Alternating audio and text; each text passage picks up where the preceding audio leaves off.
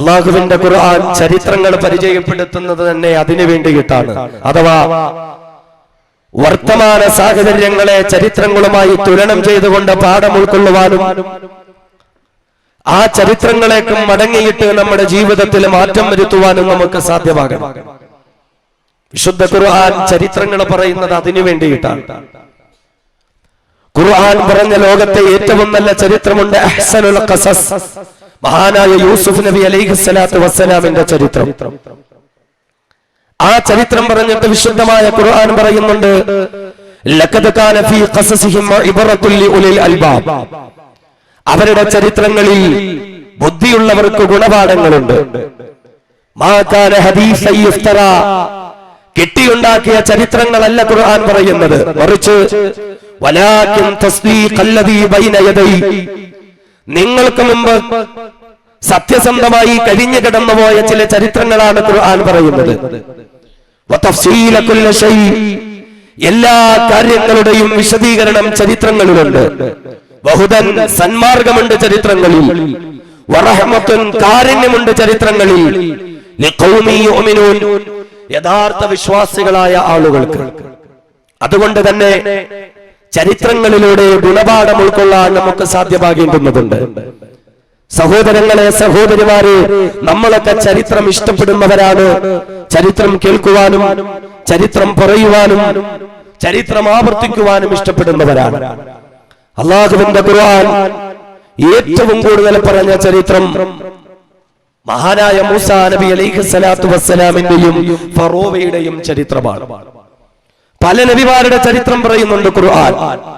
ഈസാ നബിയുടെ ചരിത്രമുണ്ട്, ഇബ്രാഹിം നബിയുടെ, ഇസ്മായിൽ നബിയുടെ, ഇസ്ഹാഖ് നബിയുടെ, നൂഹ് നബിയുടെ, ഹൂദ് നബിയുടെ, സുലൈമാൻ നബിയുടെ, ആദം നബിയുടെ, പല പ്രവാചകന്മാരുടെയും ചരിത്രങ്ങൾ പറയുമ്പോഴും വിശുദ്ധമായ ഖുർആൻ അക്കൂട്ടത്തിൽ ഏറ്റവും കൂടുതൽ പറഞ്ഞത് മൂസാ നബി അലൈഹിസ്സലാത്തു വസ്സലാമിന്റെയും ഫിർഔനിന്റെയും ചരിത്രമാണ്. ആ ചരിത്രം വർത്തമാന കാലഘട്ടത്തിൽ നാം ഏറ്റവും കൂടുതൽ അറിയേണ്ടുന്നതും പഠിക്കേണ്ടുന്നതുമാണ്. കാരണം ഞാനും നിങ്ങളും നിലകൊള്ളുന്ന ഇന്ത്യ രാജ്യത്തിന്റെ അധികാര ചെങ്കോൽ കൈയാളുന്നത് ചില ഫറോവമാരാണ്.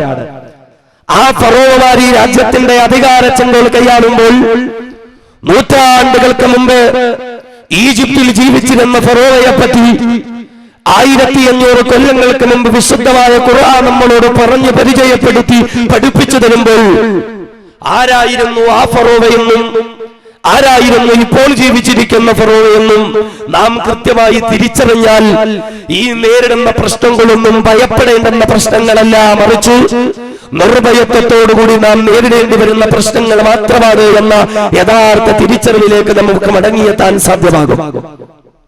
അല്ലാഹുവിന്റെ ഖുർആൻ നമുക്ക് പറഞ്ഞു പരിചയപ്പെടുത്തി തരുന്നുണ്ട് ഫറോവയെ പറ്റി. ആരായിരുന്നു ഫറോവ? അർഹതയില്ലാത്ത അധികാരം കൈവെള്ളയിൽ വെച്ചവനായിരുന്നു ഫറോവ. അക്രമകാരിയായ ഭരണാധികാരിയായിരുന്നു ഫറോവ. ജനങ്ങളെ ബുദ്ധിമുട്ടിക്കുന്ന ഭരണാധികാരിയായിരുന്നു ഫറോവ. അങ്ങനെ അക്രമകാരിയായ ഭരണാധികാരിയെ, അർഹതയില്ലാത്ത അധികാരം കൈവെള്ളയിലേക്ക് വന്ന ഭരണാധികാരിയായ ഫറോവ, അന റബ്ബുകുമുൽ അഅ്ലാ, ഞാനാണ് ഏറ്റവും വലിയ റബ്ബെന്ന് പറഞ്ഞ് പ്രഖ്യാപിച്ചുകൊണ്ട് നടന്നിരുന്ന ഫറോവ, ആ ഫറോവയുടെ ചരിത്രമെല്ലാം പറഞ്ഞ് പരിചയപ്പെടുത്തിയിട്ട് അല്ലാഹുവിന്റെ വിശുദ്ധമായ ഖുർആൻ ഫറോവയുടെ അന്ത്യനിമിഷങ്ങളെ നമ്മുടെ മുമ്പിൽ പറഞ്ഞു തരുന്നുണ്ട്. ഫറോവയുടെ ജീവിതത്തിലെ അവസാന നിമിഷങ്ങളിലേക്ക് എത്തുന്ന സന്ദർഭം, ചെങ്കടലിന്റെ ആഴങ്ങളിലേക്ക് ഫറോവ കടന്നുപോയി മുങ്ങിച്ചാവുന്ന നിമിഷങ്ങളുണ്ട്. ആ ഫറോവയുടെ ശരീരത്തിന്റെ ഉള്ളിലേക്ക് ചെങ്കടലിന്റെ ചുളിവെള്ളവും ഉപ്പുവെള്ളവും കടന്നു ചെന്ന് ഫറോവ എന്ന അക്രമകാരിയായ ഭരണാധികാരി ചെങ്കടലിന്റെ ആഴങ്ങളിൽ മുങ്ങിച്ചത്തുകൊണ്ടിരിക്കുമ്പോൾ അല്ലാഹു റബ്ബുൽ ഇസ്സത്ത് എന്ന ഫറോവയോട് പറഞ്ഞു കൊടുക്കുന്നു, ഫറോവ فَالْيَوْمَ نُنَجِّيكَ بِبَدَنِكَ لِتَكُونَ لِمَنْ خَلْفَكَ آيَةً وَإِنَّ كَثِيرًا مِنَ النَّاسِ عَنْ آيَاتِنَا لَغَافِلُونَ. അല്ലാഹു പറഞ്ഞു, ഫറോവ فَالْيَوْمَ نُنَجِّيكَ بِبَدَنِكَ, ഇന്നേ ദിവസം നിന്റെ ശരീരത്തെ ഞാൻ കാത്തുസൂക്ഷിക്കും ഫറോവ. നിന്റെ ശരീരത്തെ ഞാൻ നശിപ്പിച്ചു കളയില്ല, നിന്റെ ശരീരത്തെ ഞാൻ ഇല്ലാതാക്കി കളയില്ല. ഇന്നു മുതൽ നിന്റെ ശവശരീരത്തെ ഞാൻ സൂക്ഷിച്ചു വെക്കുന്നതാണ്. എന്തിനാണ് നിനക്ക് ശേഷം വരുന്ന ജനങ്ങൾക്ക് ചില ഗുണപാഠങ്ങൾക്ക് വേണ്ടിയിട്ട്. ഫറോവ ചത്തുകൊണ്ടിരിക്കുമ്പോൾ പടച്ചതമ്പുരാൻ ഫറോവയോട് പറഞ്ഞതാണ്, നിന്റെ ശരീരത്തെ ഞാൻ കാത്തു സൂക്ഷിച്ചു വെക്കുന്നതാ. ചിന്തിക്കണേ, അല്ലാഹുവിന്റെ ഖുർആൻ നമുക്ക് പറഞ്ഞു തരികയാണ്.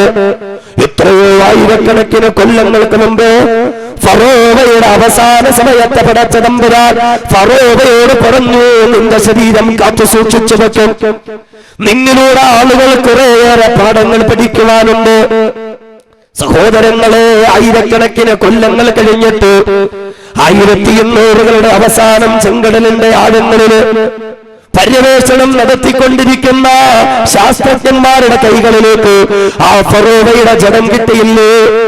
അതേറെ മത്സ്യങ്ങളും കൊത്തിവലിച്ച് നശിച്ചു പോകാതെ, കടലിന്റെ ഉപ്പ് വെള്ളത്തിൽ നുരുമ്പി നശിച്ചു പോകാതെ, പക്ഷിപരമാദികളോ മറ്റു മൃഗങ്ങളോ കൊത്തിവലിച്ച് നശിച്ചു പോകാതെ ആ ഫറോവയുടെ നശിക്കാത്ത ശവശരീരത്തെ പടച്ചതമ്പുരാൻ 1800കളുടെ അവസാന കാലഘട്ടങ്ങളില് ശാസ്ത്രജ്ഞന്മാരുടെ കൈകളിലൂടെ ഈ ലോകത്തുള്ള ജനങ്ങളുടെ മുമ്പിലേക്ക് കൊണ്ടുവന്നില്ലേ?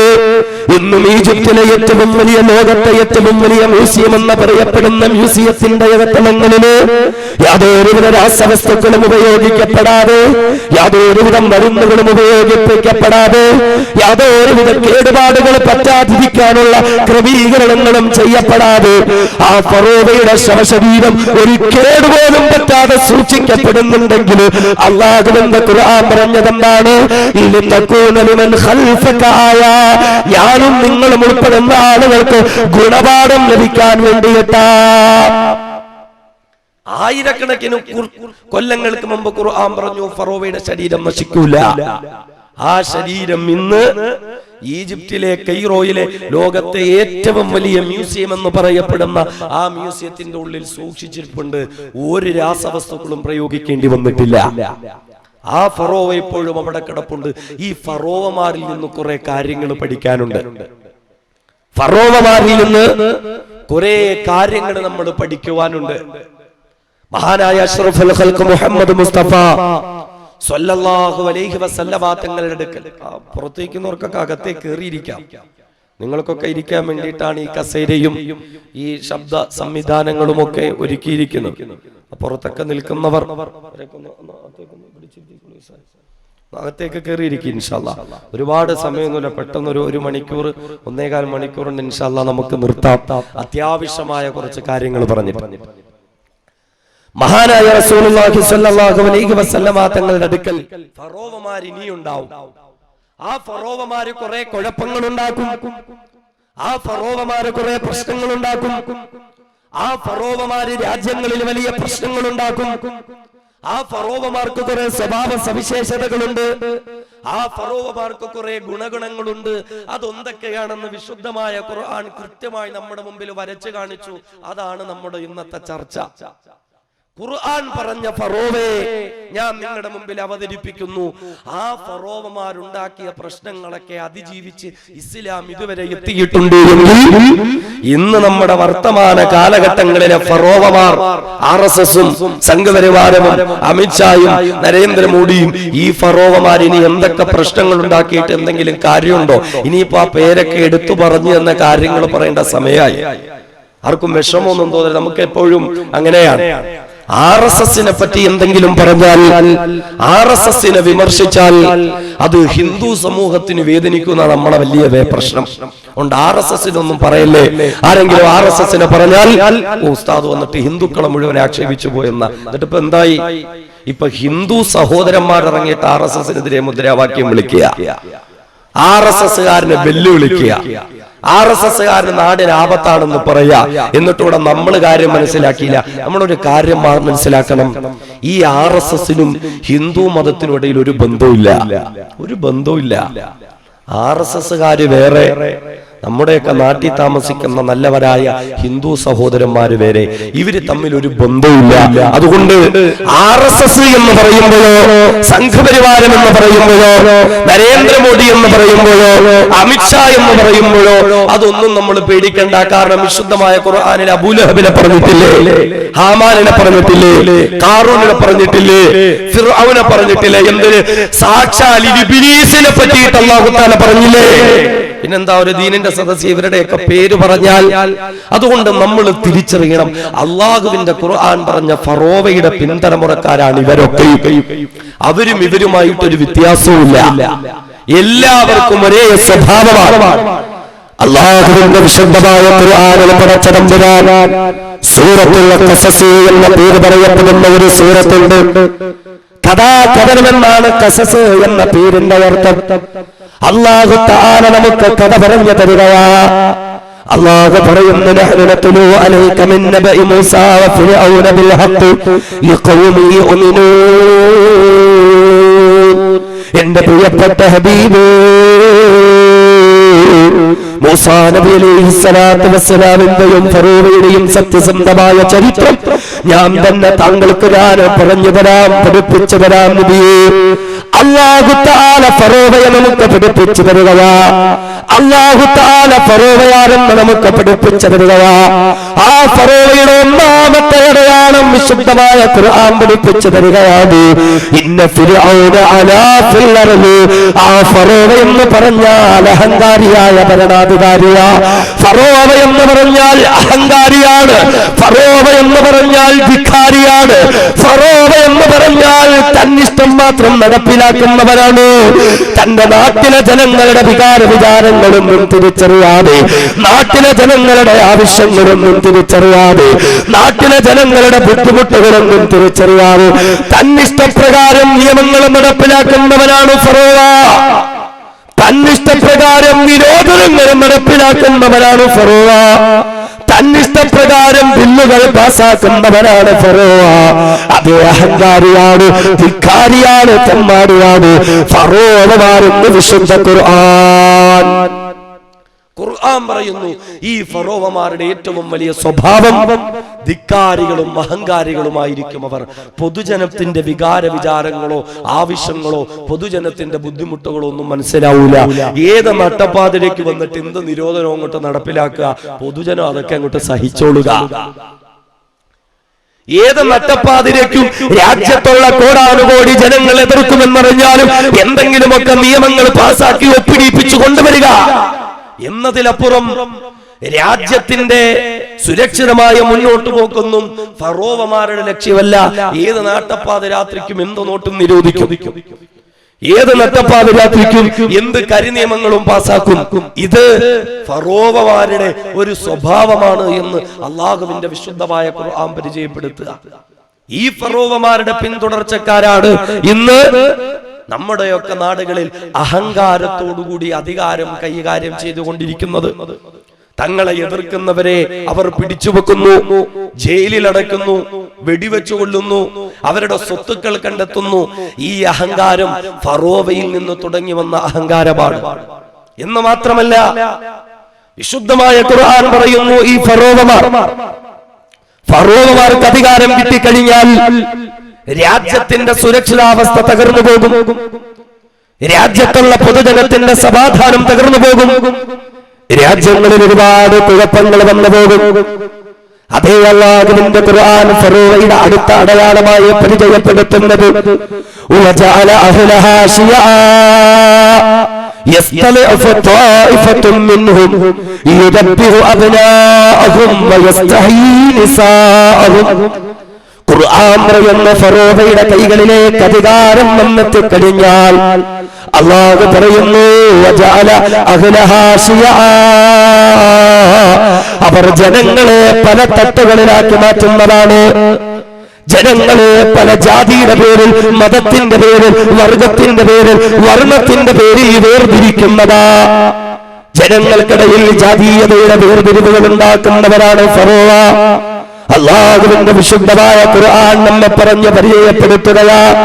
ചിന്തിച്ചു നോക്കുക, വർത്തമാന സാഹചര്യത്തിൽ ഇന്ത്യ രാജ്യത്തിൽ മതത്തിന്റെ പേരിൽ മതേതരത്വ രാജ്യമായ ഇന്ത്യയിൽ മതത്തിന്റെ പേരിൽ വിവേചനങ്ങൾ നടത്തപ്പെടുകയല്ലേ, രാഷ്ട്രീയത്തിന്റെ പേരിൽ വിവേചനങ്ങൾ നടത്തപ്പെടുകയല്ലേ, ഭാഷയുടെ പേരിൽ വിവേചനങ്ങൾ നടത്തപ്പെടുകയല്ലേ, എന്തിന് കഴിച്ച ഭക്ഷണത്തിന്റെ പേരിൽ വിവേചനങ്ങൾ നടത്തപ്പെടുകയല്ലേ, കഴിച്ച ഭക്ഷണത്തിന്റെ പേര് പറഞ്ഞ് രാജ്യത്തിന്റെ തെരുവോരങ്ങളിൽ പാവപ്പെട്ട മനുഷ്യ മക്കളെ കൊന്നു കൊലവിളിക്കപ്പെടുകയല്ലേ, മതത്തിന്റെ പേര് പറഞ്ഞിട്ട് ആൾക്കൂട്ട കൊലപാതകങ്ങൾക്ക് പാവപ്പെട്ട മുസ്ലിമുകളും ദലിതന്മാരും ക്രൈസ്തവ സഹോദരങ്ങളും ഉൾപ്പെടെയുള്ളവർ വിധേയരാക്കപ്പെടുകയല്ലേ, രാജ്യത്തിന്റെ ഭരണാധികാരം ഫറോവമാരുടെ കൈകളിലേക്ക് എത്തിയപ്പോൾ രാജ്യത്തിന്റെ ഭരണാധികാരം അഹങ്കാരികളുടെയും ധിക്കാരികളുടെയും കൈകളിലേക്ക് എത്തിക്കഴിഞ്ഞപ്പോൾ അല്ലാഹുവിന്റെ വിശുദ്ധമായ ഖുർആൻ പരിചയപ്പെടുത്തുകയാണ്. അവർ ജനങ്ങളെ പല തട്ടുകളിലാക്കി മാറ്റുന്നതാ, അവർ ജനങ്ങളെ വിവിധ മതത്തിന്റെ പേരിൽ, വർഗത്തിന്റെ പേരിൽ, വർണ്ണത്തിന്റെ പേരിൽ പല തട്ടുകളിലാക്കി മാറ്റിയിട്ട് ആ ജനങ്ങൾക്കിടയിൽ കുഴപ്പങ്ങളും പ്രക്ഷോഭങ്ങളും പ്രശ്നങ്ങളും സൃഷ്ടിച്ചെടുക്കുമെന്ന് അല്ലാഹുവിന്റെ വിശുദ്ധ ഖുർആൻ പറയുന്നു. ഇത് ഫറോവമാരുടെ സ്വഭാവമാണ്, ഇത് ഫറോവമാരുടെ രീതിയാണ്, ജനങ്ങളെ പല തട്ടുകളിലാക്കുക. ഇപ്പൊ എന്താണ് പുതിയ നിയമവും കൊണ്ടുവന്നിരിക്കുമ്പോൾ മതത്തിന്റെ പേരിൽ വിവേചനം നടത്തപ്പെടുന്നു ഇന്ത്യ രാജ്യത്ത്. നമുക്കറിയല്ലോ, ഇന്ത്യ രാജ്യത്ത് രാജ്യത്തിന്റെ പൊതുസമൂഹത്തിന്റെ മുമ്പിൽ അധികാരം ഏറ്റെടുത്തുകൊണ്ട് പ്രതിജ്ഞ നിർവഹിക്കുമ്പോൾ അത് ഒരു സാധാരണ പഞ്ചായത്തിന്റെ വാർഡിന്റെ ഒരു മെമ്പർ മുതൽ രാജ്യത്തിന്റെ ബഹുമാന്യനായ രാഷ്ട്രപതി വരെ അധികാരം ഏറ്റെടുക്കുമ്പോൾ എല്ലാവരും ചൊല്ലുന്ന സത്യപ്രതിജ്ഞാ വാചകത്തിൽ ഒരു പ്രധാനപ്പെട്ട ഭാഗമുണ്ട്, അഥവാ മതത്തിന്റെ പേരിൽ ഞങ്ങൾ വിവേചനം കാണിക്കൂല. സാധാരണ ഒരു വാർഡ് മെമ്പർ മുതൽ ഈ പ്രതിജ്ഞ ചെയ്തിട്ടാണ് അവർ അധികാരത്തിൽ ഏറുന്നതെങ്കിൽ ഇന്ന് ഇന്ത്യ രാജ്യത്ത് അതും നടന്നുകൊണ്ടിരിക്കുന്നു. മതത്തിന്റെ പേരിൽ വിവേചനം നടത്തപ്പെട്ടുകൊണ്ടിരിക്കുന്നു. പുതിയ പൗരത്വ ഭേദഗതി നിയമപ്രകാരം അങ്ങനെയാണ്. മതത്തിന്റെ പേരിലുള്ള വിവേചനമാണ്, മതത്തിന്റെ പേരിലുള്ള വിവേചനമാണ്. ജനങ്ങൾക്കിടയിൽ വിവേചനം നടപ്പാക്കുന്ന ഫറോവ അമിത്ഷാ ഇരുന്നിട്ട് നിയമം പാസാക്കുന്നു, പൗരത്വ ഭേദഗതി നിയമം. അഥവാ പാകിസ്ഥാനിന്നോ ബംഗ്ലാദേശിന്നോ അഫ്ഗാനിസ്ഥാനിന്നോ ഇന്ത്യ രാജ്യത്തേക്ക് കടന്നു വന്ന മുസ്ലിമുകൾക്ക് മാത്രം ഇവിടെ പൗരത്വം കൊടുക്കൂല, വേറെ ഏതും മതക്കാർക്കും പൗരത്വം കൊടുക്കും. മുസ്ലിമീങ്ങളോട് മാത്രമായി ഒരു വിവേചനം, വേറെ ഏത് മതക്കാർക്കും കുഴപ്പമില്ല, മുസ്ലിമീങ്ങളോട് മാത്രം വിവേചനം. എന്നിട്ട് ന്യായം പറയുന്നത് എന്താണ്? മുസ്ലിമുകൾക്ക് അവരവിടെ ഭൂരിപക്ഷമല്ലേ, ആ മുസ്ലിങ്ങൾക്ക് അവരുടെ നാട്ടിലേക്ക് പോകാമല്ലോ, അവരുടേതായ രാഷ്ട്രങ്ങളുണ്ടല്ലോ. എന്നാൽ പൗരത്വം കൊടുക്കുമെന്ന് പറയുന്ന കൂട്ടത്തിൽ ക്രൈസ്തവ സഹോദരങ്ങളുണ്ട്. എന്തേ ക്രൈസ്തവ സഹോദരങ്ങൾക്ക് ലോകത്തെവിടെയും നാടില്ലാത്തത് കൊണ്ടാണോ? പൗരത്വം കൊടുക്കുമെന്ന് പറയുന്നവരുടെ കൂട്ടത്തിൽ ബുദ്ധന്മാരുണ്ട്. ബുദ്ധന്മാർക്ക് ലോകത്തെങ്ങും നാടില്ലാത്തത് കൊണ്ടാണോ? ജൂതന്മാരെ പറയുന്നുണ്ട്, ജൂതന്മാർക്ക് ലോകത്തൊന്നും നാടില്ലാത്തത് കൊണ്ടാണോ? അല്ല, മറിച്ച് രാജ്യത്തിന്റെ അതിർത്തിക്കുള്ളിൽ മതത്തിന്റെ പേരിൽ വിവേചനങ്ങൾ നടത്തിക്കൊണ്ട് ജനങ്ങളെ പല തട്ടുകളിലാക്കി മാറ്റാൻ വേണ്ടി ഫറോവമാരുടെ കുതിലെ കുതന്ത്രങ്ങളാണ് അമിത്ഷാ എന്ന ഫറോവയിലോട്, നരേന്ദ്രമോദി എന്ന ഫറോവയിലോട് രാജ്യത്തിന്റെ പെരുമാറിൽ നിന്നും നടത്തപ്പെട്ടുകൊണ്ടിരിക്കുന്നത്. വിശുദ്ധമായ ഖുർആൻ ഇതൊക്കെ നമ്മൾ കുറെ കണ്ടതാ സഹോദരങ്ങളെ, സഹോദരിമാരെ. ഈ വിവേചനം നമ്മൾ എത്രയോ നാളുകൾ കൊണ്ട് കാണുന്നതാണ്. നമ്മൾ എന്നെ ഇതൊക്കെ കാണുകയും അനുഭവിക്കുകയും ചെയ്തിട്ടാണ് ഇതുവരെ വന്നിരിക്കുന്നത്. മതത്തിന്റെ പേരിൽ ജനങ്ങൾക്കിടയിൽ വേർതിരിവുണ്ടാക്കുക, ജനങ്ങളെ പല തട്ടിലാക്കും. നമ്മൾ തിരിച്ചറിയണം, ഇന്നിപ്പോ മുസ്ലിമുകൾക്കെതിരെ ഇങ്ങനെ ഒരു നിയമം പാസാക്കി വെച്ചിട്ട് മുസ്ലിമുകളെ മാത്രം ഉന്മൂലനം ചെയ്യാൻ വേണ്ടിയിട്ടല്ല, മറിച്ച് സംഘപരിവാരത്തിന്, RSSന്, ഇന്ത്യ രാജ്യത്തെ അഭിനവ വർത്തമാന കാലഘട്ടത്തിലെ ഫറോവമാർ അവർ സ്വപ്നം കാണുന്ന ഒരു ഹിന്ദു രാഷ്ട്രമുണ്ട്. എങ്ങനെയുള്ള ഹിന്ദു രാഷ്ട്രം?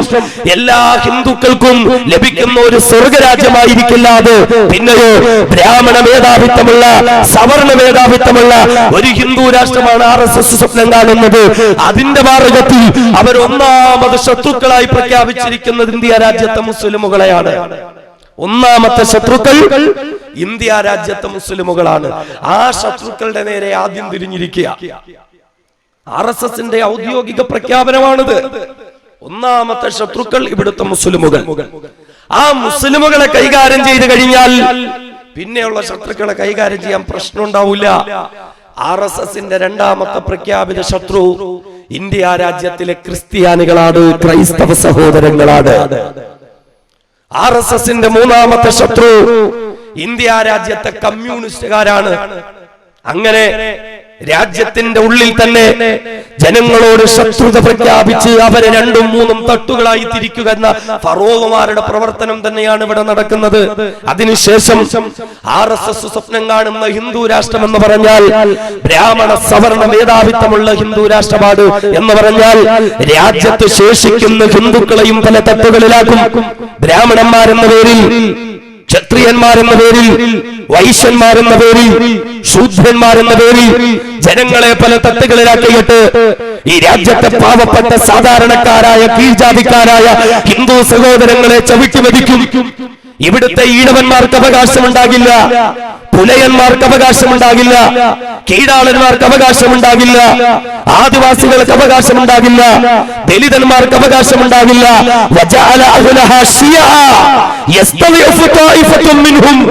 ജനങ്ങളെ പല തട്ടുകളിലാക്കിയിട്ട് സവർണന്മാർ അവർണന്മാരെ അടിച്ചമർത്തുന്നതായ ഫറോവ കൊണ്ടുവന്ന സിദ്ധാന്തം 925 സംഘപരിവാരം രൂപീകരിക്കപ്പെട്ടത് മുതൽ ആ സിദ്ധാന്തം വീണ്ടും തുടങ്ങി വെച്ചിട്ട് ഇന്ത്യ രാജ്യത്ത് അങ്ങനെയുള്ള സവർണ മേധാവിത്വമുള്ള അവർണന്മാരെ അടിച്ചമർത്തുന്നതായ ഒരു ഹിന്ദു രാഷ്ട്രമാണ് RSS എന്നും സ്വപ്നം കണ്ടുകൊണ്ട് മുന്നോട്ട് കൊണ്ടുപോകാൻ ശ്രമിക്കുന്നത്. ഇവിടുത്തെ സവർണന്മാരെ അടിച്ചമർത്തും, ഇവിടുത്തെ അവർണന്മാരെ അവർ പിച്ചു ചീന്തും, ഇവിടുത്തെ അവർണന്മാരുടെ അവകാശം നിഷേധിക്കപ്പെടും. ഇന്ത്യക്ക് അങ്ങനെ ഒരു അവസ്ഥ ഉണ്ടായിരുന്നില്ലേ? ഇന്ത്യക്ക് അങ്ങനെ ഒരു കാലഘട്ടം ഉണ്ടായിരുന്നില്ലേ? അവർണ കുടുംബത്തിൽപ്പെട്ടവരാണെങ്കിൽ, ദലിതന്മാരോ ആദിവാസികളോ കീഴാള ജനവിഭാഗങ്ങളോ ആണെങ്കിൽ അങ്ങനെയുള്ള ഹൈന്ദവരായ പുരുഷന്മാർക്ക് പൗരുഷത്തിന്റെ ഇടയാളമായി മൂക്കിന് താഴെ മീശ വളർത്താൻ ഈ ബ്രാഹ്മണ മേധാവിത്വം അനുവാദം കൊടുത്തിരുന്നില്ല. എന്ന് പറഞ്ഞാൽ കീഴാള കുടുംബത്തിൽപ്പെട്ടവരെ പുരുഷന്മാരായി പോലും പരിഗണിക്കാൻ പറ്റൂല എന്ന്. പ്രായപൂർത്തിയെത്തിയ സ്ത്രീജനങ്ങൾ അവർക്ക് മാറു മറയ്ക്കാൻ അവകാശമില്ല, അവരുടെ നാണം മറയ്ക്കാൻ അവകാശമില്ല. തമ്പ്രാക്കന്മാരുടെ മുന്നിൽ മാറു തുറന്നിട്ടുകൊണ്ട് അവർ നടക്കണമായിരുന്നു. ഇങ്ങനെ ഒരു ഇന്ത്യ ഈ രാജ്യത്തുണ്ടായിരുന്നു എങ്കിൽ അത് ബ്രാഹ്മണ സവർണ മേധാവിത്വത്തിന്റെ ഇന്ത്യയായിരുന്നു. RSS സ്വപ്നം കാണുന്ന മനുസ്മൃതിയുടെ നിയമങ്ങൾ നടപ്പിലാക്കപ്പെടുന്ന ഇന്ത്യയാണ്. ആ ഒരു ഇന്ത്യയിലേക്ക് ഇന്ത്യ രാജ്യത്തെ വീണ്ടും തിരിച്ചു കൊണ്ടുപോകുവാനാണ് ഇവിടെ സംഘപരിവാരം ശ്രമിക്കുന്നത്. ഖുർആൻ പറഞ്ഞ പോലെ ജനങ്ങളെ പല തട്ടുകളിലാക്കിയിട്ട് സവർണന്മാർ അവർണന്മാരെ അടിച്ചമർത്തുന്ന ഒരു ഇന്ത്യ നമ്മൾ പലപ്പോഴും പല രംഗങ്ങളിലും കണ്ടിട്ടുണ്ടാകുമല്ലോ. തമ്പ്രാക്കന്മാരുടെ പല്ലക്കു ചുമന്ന് വരുന്ന മല്ലന്മാർ അവർ ഹോയ് ഹോയ് എന്ന ശബ്ദമുണ്ടാക്കിയിട്ടായിരിക്കും നടന്നു വരുന്നത്. എന്തിനാണ്? അവർ കടന്നു വരുന്ന വഴിയിൽ ആ ശബ്ദപരിധിക്കുള്ളിൽ ഏതെങ്കിലും അവർണൻ, ഒരു പുലയൻ, ഒരു കീഴാളൻ ഉണ്ട് എങ്കിൽ ആ മേലാളന്മാർ നടന്നു വരുന്ന വഴിയിൽ നിന്നും മാറി നിൽക്കണം. 32 അടി വാരം മാറി നിൽക്കണം. ആ ഏമാന്മാരുടെ മുന്നിൽ മേൽമുണ്ടെടുത്ത് കയ്യിൽ പിടിച്ചിട്ട് അവരുടെ മുമ്പിൽ കൂപ്പി വണങ്ങിയിട്ട് തല കൊച്ചുമുച്ചു കുളിച്ചിട്ട് ഓച്ചാനിച്ചുകൊണ്ട് അവർ നിൽക്കണം. ഇങ്ങനെ ഒരു ഇന്ത്യയാണ് ഇന്നും RSS സ്വപ്നം കൊണ്ടുകൊണ്ടിരിക്കുന്നത്. ഇവിടുത്തെ ഹിന്ദു ജനങ്ങളെയും അടിച്ചമർത്തിക്കൊണ്ടുള്ള ഒരു ഇന്ത്യ. പാടത്തും പറമ്പത്തും പാവപ്പെട്ട ആളുകൾ പണിയെടുത്തിട്ട് അവർക്ക് അർഹമായ കൂലി കൊടുക്കില്ല.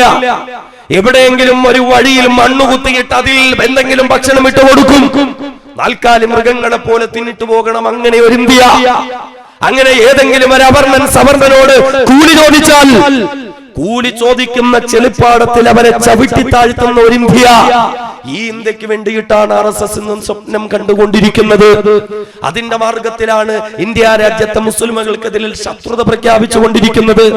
നമുക്കറിയല്ലോ, ഇന്ത്യ രാജ്യത്ത് ബഹുമാനനായ മൈസൂറിന്റെ സുൽത്താൻ ടിപ്പു സുൽത്താൻ റഹ്മത്തുള്ളാഹി തആല അലൈഹി കടന്നു വരുമ്പോൾ, തൃശൂരിന്റെ മണ്ണിലൂടെ ബഹുമാനപ്പെട്ട ടിപ്പു സുൽത്താൻ കടന്നു പോകുമ്പോൾ മൈസൂറിന്റെ സുൽത്താനെ കാണാൻ വഴിവക്കിൽ നിന്നിരുന്ന ഹൈന്ദവ അവർണ കുടുംബത്തിലെ അമ്മപെങ്ങന്മാർ, മാറുമറയ്ക്കാത്തവർ, അവരുടെ മാറു തുറന്നിട്ടുകൊണ്ട് സുൽത്താന്റെ മുമ്പിൽ താണുമടങ്ങി നിൽക്കുമ്പോൾ ഒരു വിശ്വാസി എന്നുള്ള നിലയിൽ സ്ത്രീയുടെ നഗ്നതയിലേക്ക് നോക്കാൻ പാടില്ലാത്തത് കൊണ്ട് ടിപ്പു സുൽത്താൻ മുഖം തിരിച്ചു പിടിച്ചിട്ട് ചോദിച്ചു, ഇവർക്ക് എന്ത് പറ്റി? ഇവർ എന്തുകൊണ്ടാണ് ഇങ്ങനെ വന്ന് നിൽക്കുന്നത്? കൂടെ ഉണ്ടായിരുന്നവർ പറഞ്ഞു, സുൽത്താൻ, ഇതിവിടുത്തെ ബ്രാഹ്മണ സവർണ തമ്പുരാക്കന്മാരുടെ നിയമമാണ്. ഇവർ മാറുമറയ്ക്കാൻ പാടില്ല, ഇവർക്ക് നാണം മറയ്ക്കാനുള്ള അവകാശമില്ല. ബഹുമാനനായ ടിപ്പു സുൽത്താൻ ആ സ്ഥലത്ത് വെച്ചുകൊണ്ട് അമ്മപെങ്ങന്മാർക്ക് മാറുമറയ്ക്കാൻ വസ്ത്രം വിതരണം ചെയ്തു. അന്ന് ടിപ്പു അവർക്ക് വേണ്ടി ചേല വിതരണം ചെയ്തതുകൊണ്ട് ആ സ്ഥലത്ത് നിന്നും ചേലക്കര എന്ന് നാമകരണം ചെയ്യപ്പെട്ടു.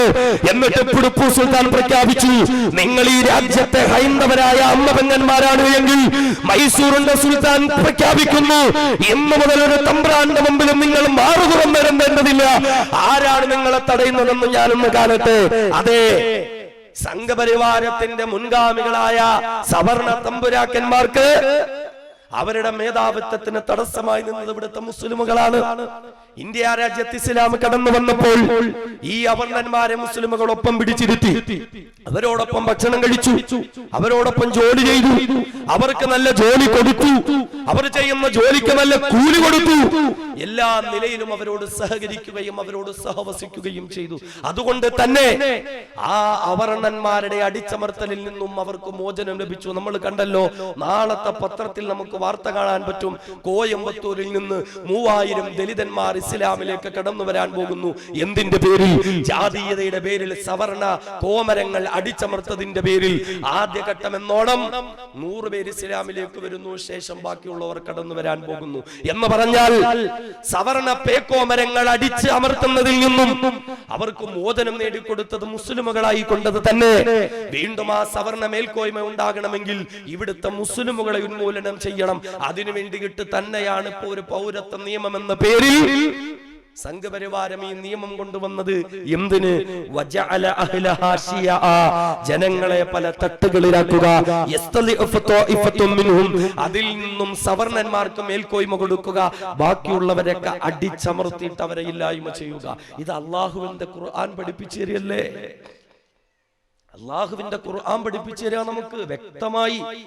ഖുർആൻ പറഞ്ഞ ഫറോവമാരെയും വർത്തമാന കാലഘട്ടത്തിലെ ഫറോവമാരെയും നമ്മളൊന്ന് പഠിച്ചു നോക്കിയാൽ അക്ഷരം പ്രതി കൃത്യമായി എല്ലാ ഗുണഗണങ്ങളും ഇങ്ങനെ ചേർന്ന് വന്നുകൊണ്ടിരിക്കുക.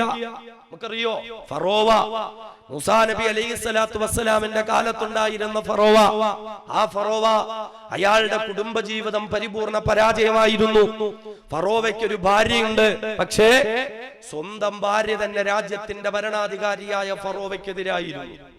ചിന്തിക്കണം, രാജ്യത്തിന്റെ ഭരണാധികാരിയുടെ ഭാര്യ തന്നെ ആ ഭരണാധികാരിക്കെതിരായിരുന്നു. ഇത് മൂസാ നബിയുടെ കാലത്തുണ്ടായിരുന്ന ഫറോവയുടെ ചരിത്രം ഇതായിരുന്നു എങ്കിൽ 2019 ഇന്ത്യ രാജ്യത്തിന്റെ ഭരണാധികാരിയായ ഫറോവയുടെ ചരിത്രം അത് തന്നെയല്ലേ? സ്വന്തം ഭാര്യയെങ്കിലും അയാളെ അംഗീകരിക്കുന്നുണ്ടോ? നമ്മൾ ചിന്തിച്ചു നോക്കെ, എത്ര കൃത്യമായിട്ട് ആ കാര്യങ്ങൾ കടന്നു വരുന്നത്. ഫറോവ ജനങ്ങളുടെ മുമ്പിൽ വലിയ പ്രഭാഷണം നടത്താറുണ്ട്, വലിയ പ്രസംഗം നടത്താറുണ്ട്, പല കാര്യങ്ങളും പ്രഖ്യാപിക്കാറുണ്ട്. അപ്പോൾ ഫറോവ തന്റെ പ്രസംഗം തുടങ്ങുന്ന ഒരു പതിവ് ശൈലിയുണ്ട്.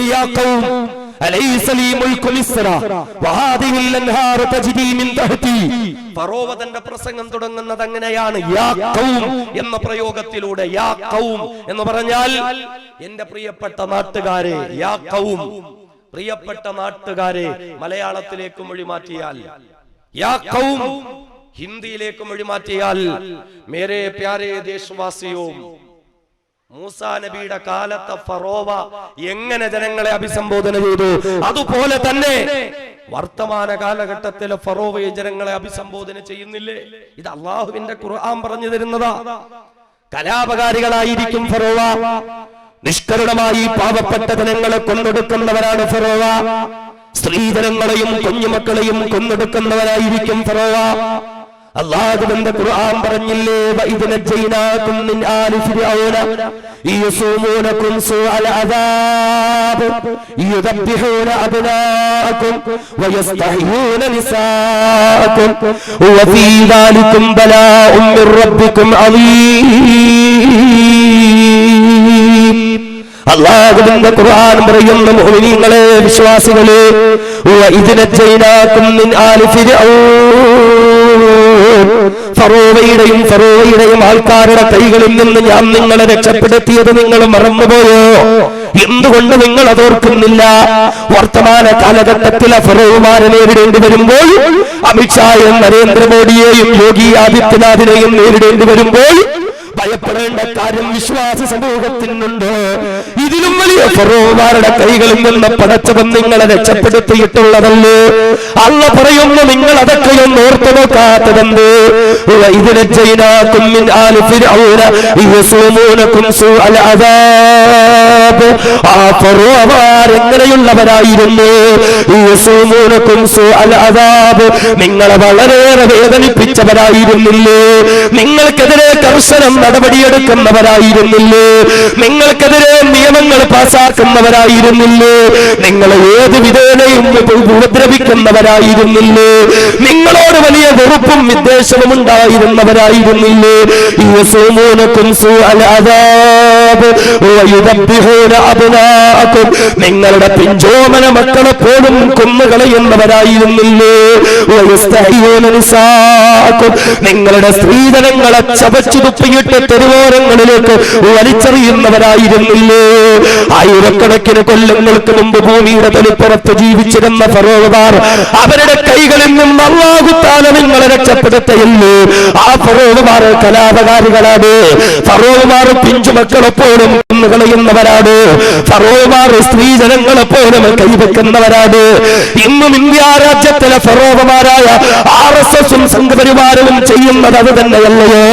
1983 ഇന്നലകളിൽ ആസാമിന്റെ നെല്ലയിൽ ഉൾപ്പെടെ ഇതേ പൗരത്വത്തിന്റെ പ്രശ്നം പറഞ്ഞിട്ട് കുത്തിയൊടുങ്ങുന്ന ബ്രഹ്മപുത്രയുടെ ആഴങ്ങളിലേക്ക് ഈ രാജ്യത്തെ പാവപ്പെട്ട മുസ്ലിമുകളെയും ദലിതന്മാരെയും ഉൾപ്പെടെയുള്ള പാവപ്പെട്ട മക്കളെ അതിക്രൂരമായി കൊന്നു കൊലപിടിച്ച് കലാപങ്ങൾ നടത്തിയ ഫറോവമാരല്ലേ? 992 ഇന്നലകളിൽ ബാബരി മസ്ജിദ് തകർത്ത് തരിപ്പണമാക്കിയിട്ട് 92 ഡിസംബറിലും 93 ജാനുവരിയിലും ബോംബെയുടെ മുസ്ലിം ഗല്ലികളുടെ അകത്തളങ്ങളിലേക്ക് കടന്നു ചെന്നിട്ട് അവിടുത്തെ ചെറ്റക്കൂരയിൽ കഴിയുന്ന മുസ്ലിം സ്ത്രീകളെ ആ ചെറ്റക്കൂരയിൽ നിന്ന് വലിച്ചിറക്കി തെരുവോരങ്ങളിലേക്ക് കൊണ്ടുവന്നിട്ട് 20-30 പേർന്നുള്ള സംഘപരിവാര ഭീകരവാദികൾ ചേർന്ന് അതിക്രൂരമായി അവരെ മാനഭംഗം ചെയ്തിട്ട് അതെല്ലാം ക്യാമറകളിൽ പകർത്തിയെടുത്ത് കാസറ്റാക്കിയിട്ട് ഏമാന്മാരുടെ കോട്ടകൊത്തളങ്ങളിൽ ആ രംഗങ്ങളിട്ട് കണ്ടിട്ട് കൈയടിച്ചു പൊട്ടിച്ചിരിക്കുന്ന ഫറോവമാരായിരുന്നില്ലേ? 2002 ഇന്നലകളിൽ ഗുജറാത്തിന്റെ തെരുവോരങ്ങളിൽ അഹമ്മദാബാദിലും നരോദാ പാർട്ടിയിലും ഉൾപ്പെടെ പരിപൂർണ ഗർഭിണിയായ പെണ്ണിനെ പോലും വെറുതെ വിട്ടില്ലെന്ന്. 6 വയസ്സുള്ള ആയിഷ എന്ന പെണ്ണുമോളെ പോലും പീഡിപ്പിച്ചിട്ട് മരണത്തെ മുഖാമുഖം കണ്ടു നിൽക്കുന്ന പെണ്ണുമോളെ കത്തിയെറിയുന്ന തീയിലേക്ക് വലിച്ചെറിഞ്ഞിട്ട് കൊന്നുകളഞ്ഞില്ലേ? പരിപൂർണ ഗർഭിണിയായ പെണ്ണിനെ പോലും പീഡിപ്പിച്ചിട്ട് അവളുടെ അടിവയത്തിൽ തൃശൂലം കുത്തിക്കയറ്റ് വയറ് കീറിയിട്ട് ഗർഭസ്ഥ ശിശുവിനെ തീയിലേക്കിട്ട് കരിച്ച് എരിച്ചു കളഞ്ഞ RSS സംഘപരിവാരമെന്ന ഫറോവമാരെ ഞാനും നിങ്ങളും ഇനിയുമെങ്കിലും തിരിച്ചറിയേണ്ടുന്നതില്ലേ? തീർന്നിട്ടില്ലല്ലോ. 2012 ലവ് ജിഹാദിന്റെയും റോമിയോ ജിഹാദിന്റെയും കള്ളക്കഥകൾ പ്രചരിപ്പിച്ചിട്ട് മുസഫർ നഗറിന്റെ തെരുവോരങ്ങളില് രാജ്യത്തിന്റെ വിവിധ ഭാഗങ്ങളില് ബഹുമാനരായി നമ്മുടെ പ്രിയപ്പെട്ട എത്രയോ സഹോദരന്മാരെ കൊന്നുകളഞ്ഞില്ലേ? ബഹുലൂഖാനെ അവർ കൊന്നുകളഞ്ഞില്ലേ? ഹാഫിദ് ജുനൈദിനെ അവർ കൊന്നുകളഞ്ഞില്ലേ? പാവപ്പെട്ട ഒരു ഇമാമിന്റെ പൊന്നു മകനെ അവർ കൊന്നുകളഞ്ഞില്ലേ? രാജ്യത്തിന്റെ വിവിധ ഭാഗങ്ങളിലും മുസ്ലിമുകളെയും ദലിതുകളെയും പശുവിന്റെ പേര് പറഞ്ഞ് അതിക്രൂരമായി അവർ പീഡിപ്പിച്ചു കളഞ്ഞില്ലേ? അല്ലാഹുവിന്റെ ഖുർആൻ പറയുന്നു, ഇത് ഫറോവമാരുടെ സ്വഭാവമാണ്, ഇത് ഫറോവമാരുടെ രീതിയാണ്, ഇത് ഫറോവമാരുടെ പിന്തുടർച്ചക്കാരാണ്. ആ ഫറോവമാരുടെ സ്വഭാവം യസൂമൂനകും സൂഅൽ അദാബ് യുദബ്ബിഹൂന അബ്നാഅകും വയസ്തഹ്യൂന നിസാഅകും, പിഞ്ചു കുഞ്ഞുങ്ങളെ പോലും അവർ കൊന്നുകളയും. അതേ പാവപ്പെട്ട സ്ത്രീകളെ പോലും അവർ വെറുതെ വിടില്ല. ഈ ഫറോവമാരെ പറ്റി അല്ലാഹുവിന്റെ ഖുർആൻ പറഞ്ഞു തന്നിട്ട് പറയുകയാ, ഈ ഫറോവയിൽ നിന്ന് ഞാൻ നിങ്ങളെ രക്ഷപ്പെടുത്തിയില്ലേ? പിന്നെ വർത്തമാന കാലഘട്ടത്തിൽ ഫറോവമാരെ ഭയപ്പെടേണ്ടുന്നതുണ്ട്. ഫറോവമാരെ പറ്റി ഖുർആൻ പറയുന്നു, അക്രമകാരികളാണവർ, അതിക്രമകാരികളാണവർ. പിഞ്ചു മക്കളെ പോലും വെറുതെ വിടില്ല, സ്ത്രീജനങ്ങളെ പോലും വെറുതെ വിടില്ല. കലാപങ്ങൾ നടത്തും, സവർണന്മാരുടെ മേൽ അഴിഞ്ഞാട്ടം നടത്തും. മുസ്ലിമുകളുടെ നേരെ മാത്രമാണോ? മുസ്ലിമുകളുടെ നേരെ മാത്രമാണോ? ഈ രാജ്യത്തെ ദലിതന്മാരെയും അവർ വെറുതെ വിട്ടിട്ടുണ്ടോ? ഹൈന്ദവ സമൂഹത്തെ അവർ വെറുതെ വിട്ടിട്ടുണ്ടോ? ഇല്ല. നമ്മൾ കാണുന്നുണ്ടല്ലോ ഇന്നും ഉത്തരേന്ത്യൻ സംസ്ഥാനങ്ങളിൽ വഴിവക്കിൽ ചത്തുകിടന്നു പുഴുവെടുത്ത് ചീഞ്ഞു മാറുന്ന പശു, ആ പശുവിന്റെ തൊലി ഉരിച്ചെടുത്ത് കമ്പോളത്തിൽ കച്ചവടം ചെയ്ത് തന്റെ കുടുംബത്തിന്റെ 2-3 ദിവസത്തെ ചെലവാകുമല്ലോ എന്ന് കരുതുന്ന ഹൈന്ദവ കുടുംബത്തിലെ പാവപ്പെട്ട ദലിതരായ സഹോദരി സഹോദരന്മാർ അവരെ പട്ടാപ്പകലിൽ പോസ്റ്റിൽ കെട്ടിയിട്ട് ബെൽറ്റിന് പട്ടികളെ തല്ലുന്ന പോലെ തല്ലുമ്പോ അള്ളാഹുവിന്റെ ഖുർആൻ നമുക്ക് മുന്നറിയിപ്പ് നൽകിയില്ലേ, ഈ ഫറോവമാരുടെ കയ്യിലല്ല, ഇവരെക്കാൾ വലിയ ഫറോവമാരുടെ കൈകളിൽ നിന്ന് ഞാൻ നിങ്ങളെ രക്ഷപ്പെടുത്തിയിട്ടില്ലേ, പിന്നെ ഇവന്മാരെ കണ്ടിട്ട് പേടിക്കേണ്ട കാര്യമുണ്ടോ? പിന്നെ ഇവരുടെ പ്രവർത്തനങ്ങളെ കണ്ടിട്ട് ഭയപ്പെടേണ്ട വല്ല കാര്യമുണ്ടോ? 1.5 വയസ്സുള്ള കുഞ്ഞ്, നമ്മൾ ചിന്തിച്ചു നോക്കെ, 1.5 വയസ്സുള്ള കുഞ്ഞ്, ആ കുഞ്ഞിന് എന്തറിയാം? കിടക്കുന്ന കിടക്കയിൽ മൂത്രമൊഴിക്കുവത്, അല്ലെങ്കിൽ നമ്മൾ കഴിക്കുന്ന ഭക്ഷണത്തിൽ ചിലപ്പോൾ മൂത്രമൊഴിക്കും, നമ്മുടെ ശരീരത്തിൽ മുഖത്തേക്ക് ചിലപ്പോൾ മൂത്രമൊഴിക്കും. 1.5 വയസ്സുള്ള ഒരു കുഞ്ഞ് പൊതുവഴിയിൽ മൂത്രമൊഴിച്ചപ്പോ അത് ദലിത് കുടുംബത്തിലെ കുഞ്ഞായിരുന്നു എന്നതിന്റെ പേരിൽ ആ കുഞ്ഞിനെ കൈകാര്യം ചെയ്തില്ലേ സംഘപരിവാരം? 10-11 വയസ്സുള്ള 2 കുട്ടികൾ വീട്ടിൽ ശൗചാലയമില്ലാത്തതിന്റെ പേരിൽ ഒരു ഒഴിഞ്ഞ പറമ്പിൽ അവർ മലമൂത്ര വിസർജനം നടത്തിയപ്പോൾ അത് മേലാളന്റെ പറമ്പായതുകൊണ്ട് ആ 2 മക്കളെ തല്ലി കൊന്നുകളഞ്ഞില്ലേ സംഘപരിവാരം? ഇവരുടെ ഹിന്ദു രാഷ്ട്രത്തിൽ ഇവിടെ ഹിന്ദുക്കൾക്ക് സമാധാനമായി ജീവിക്കാൻ പറ്റുമോ? ഹിന്ദുക്കൾക്ക് സ്വസ്ഥതയോടുകൂടി ജീവിക്കാൻ പറ്റുമോ? നമ്മൾ തിരിച്ചറിയണം, ഇതിലും വലിയ ഫറോവമാരെ കടന്നിട്ടാണ് ദീനുൽ ഇസ്ലാം വരെ എത്തിയത്. ഇതിലും വലിയ അക്രമങ്ങളെയും അതിക്രമങ്ങളെയും കണ്ടിട്ട് തന്നെയാണ് വിശുദ്ധമായ ദീനുൽ ഇസ്ലാം ഇവിടെ എത്തിയത്.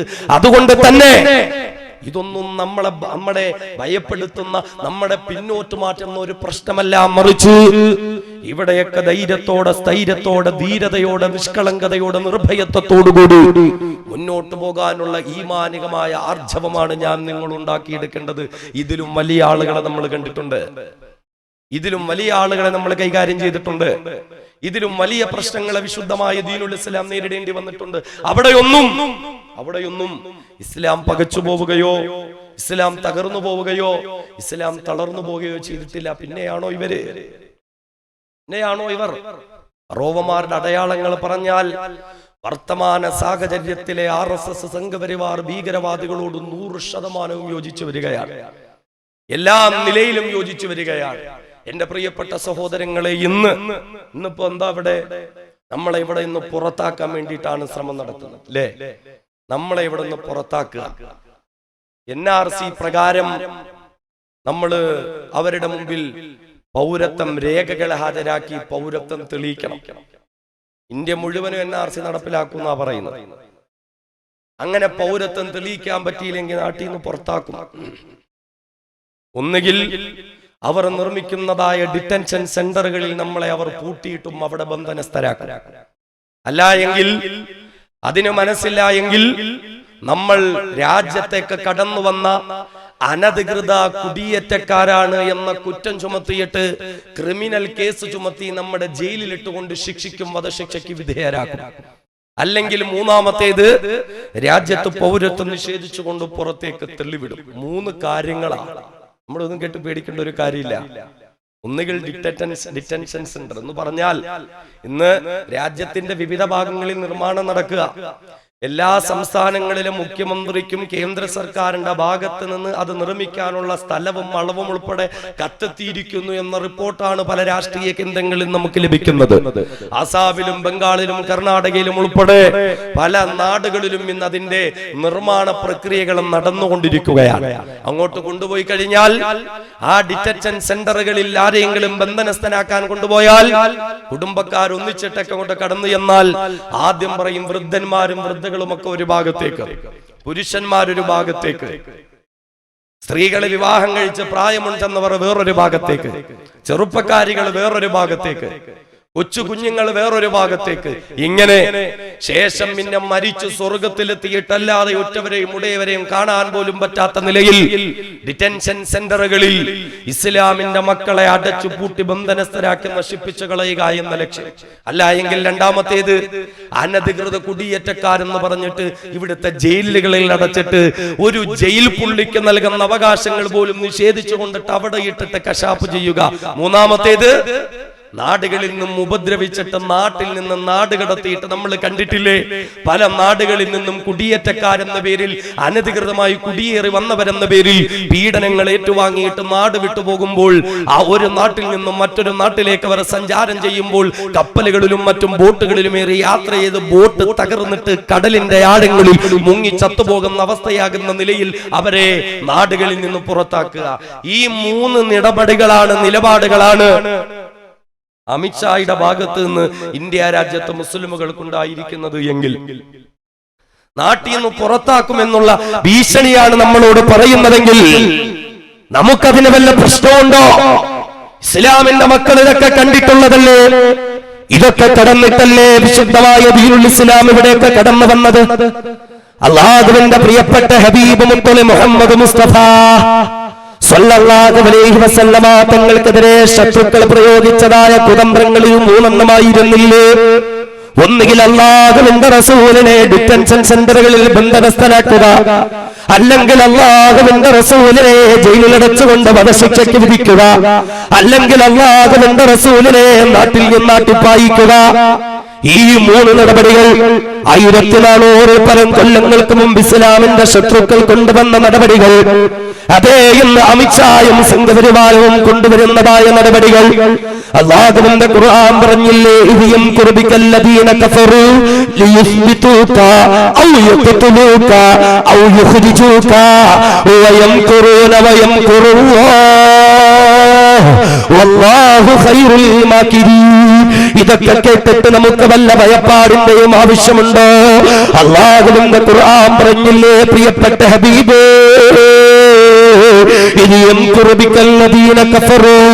ഇസ്ലാമിന്റെ ശത്രുക്കൾ താങ്കൾക്കെതിരിൽ കുതന്ത്രങ്ങൾ മെനഞ്ഞതായ സന്ദർഭമുണ്ടല്ലോ. 3 കുതന്ത്രങ്ങളല്ലേ അവർ മെനഞ്ഞത്? ഒന്നാമത്തേത് ഒന്നുകിൽ താങ്കളെ ബന്ധനസ്ഥരാക്കുക, അവർ നിർമ്മിക്കുന്നതായ തടവറകളിൽ താങ്കളെ ബന്ധനസ്ഥരാക്കുക, ഡിറ്റൻഷൻ സെന്ററുകളിലേക്ക് കൊണ്ടുപോയി തളച്ചിട്ട് കളയുക, അല്ലെങ്കിൽ രണ്ടാമത്തേത് അല്ലെങ്കിൽ താങ്കളെ കൊന്നുകളയുക. ഒരു ക്രിമിനൽ കുറ്റവാളി എന്നുള്ള നിലയിൽ മുസ്ലിമായതിന്റെ പേരിൽ മാത്രം രാജ്യത്ത് നീതി നിഷേധിച്ച് പൗരത്വം നിഷേധിച്ച് കൊന്നുകളയുക. മൂന്നാമത്തേത് അല്ലെങ്കിൽ താങ്കളെ നാട് കടത്തിക്കളയുക, പൗരത്വം നിഷേധിച്ച് നാട് കടത്തിക്കളയുക. ഈ 3 കുതന്ത്രങ്ങളാണ് അല്ലാഹുവിന്റെ പ്രിയപ്പെട്ട ഹബീബിനെതിരെ ശത്രുക്കൾ മെനഞ്ഞതെങ്കിൽ വർത്തമാന കാലഘട്ടത്തില് ആ ഹബീബിന്റെ അനുയായികളായ ഇന്ത്യ രാജ്യത്തെ മുസ്ലിമുകൾക്കെതിരെ സംഘപരിവാരത്തിന്റെ ഭീകരവാദികൾ ഫറോവമാർ ഇതേ കുതന്ത്രങ്ങൾ തന്നെയല്ലേ പ്രയോഗിച്ചുകൊണ്ടിരിക്കുന്നത്? നമ്മളിതൊക്കെ കുറെ കണ്ടതല്ലേ സഹോദരങ്ങള്? അല്ലാഹുവിന്റെ ഖുർആൻ പറയുന്നു, പടച്ചവന്റെ ഭാഗത്ത് നിന്നുള്ള പ്രവാചകത്വത്തിന്റെ നിയോഗവുമായി അല്ലാഹു റബ്ബുൽ ഇസ്സത്തിനെ പരിചയപ്പെടുത്താൻ വിസാലത്തിന്റെ തൗഹീദിന്റെ ഉത്തരവാദിത്വവുമായി കടന്നു വന്ന പ്രവാചകന്മാർ, ആ പ്രവാചകന്മാരോട് ശത്രുക്കൾ പറഞ്ഞതെന്താ? ലനുഖ്രിജന്നകും മിൻ അർളിനാ ഔ ലതഊദുന്ന ഫീ മില്ലത്തിനാ.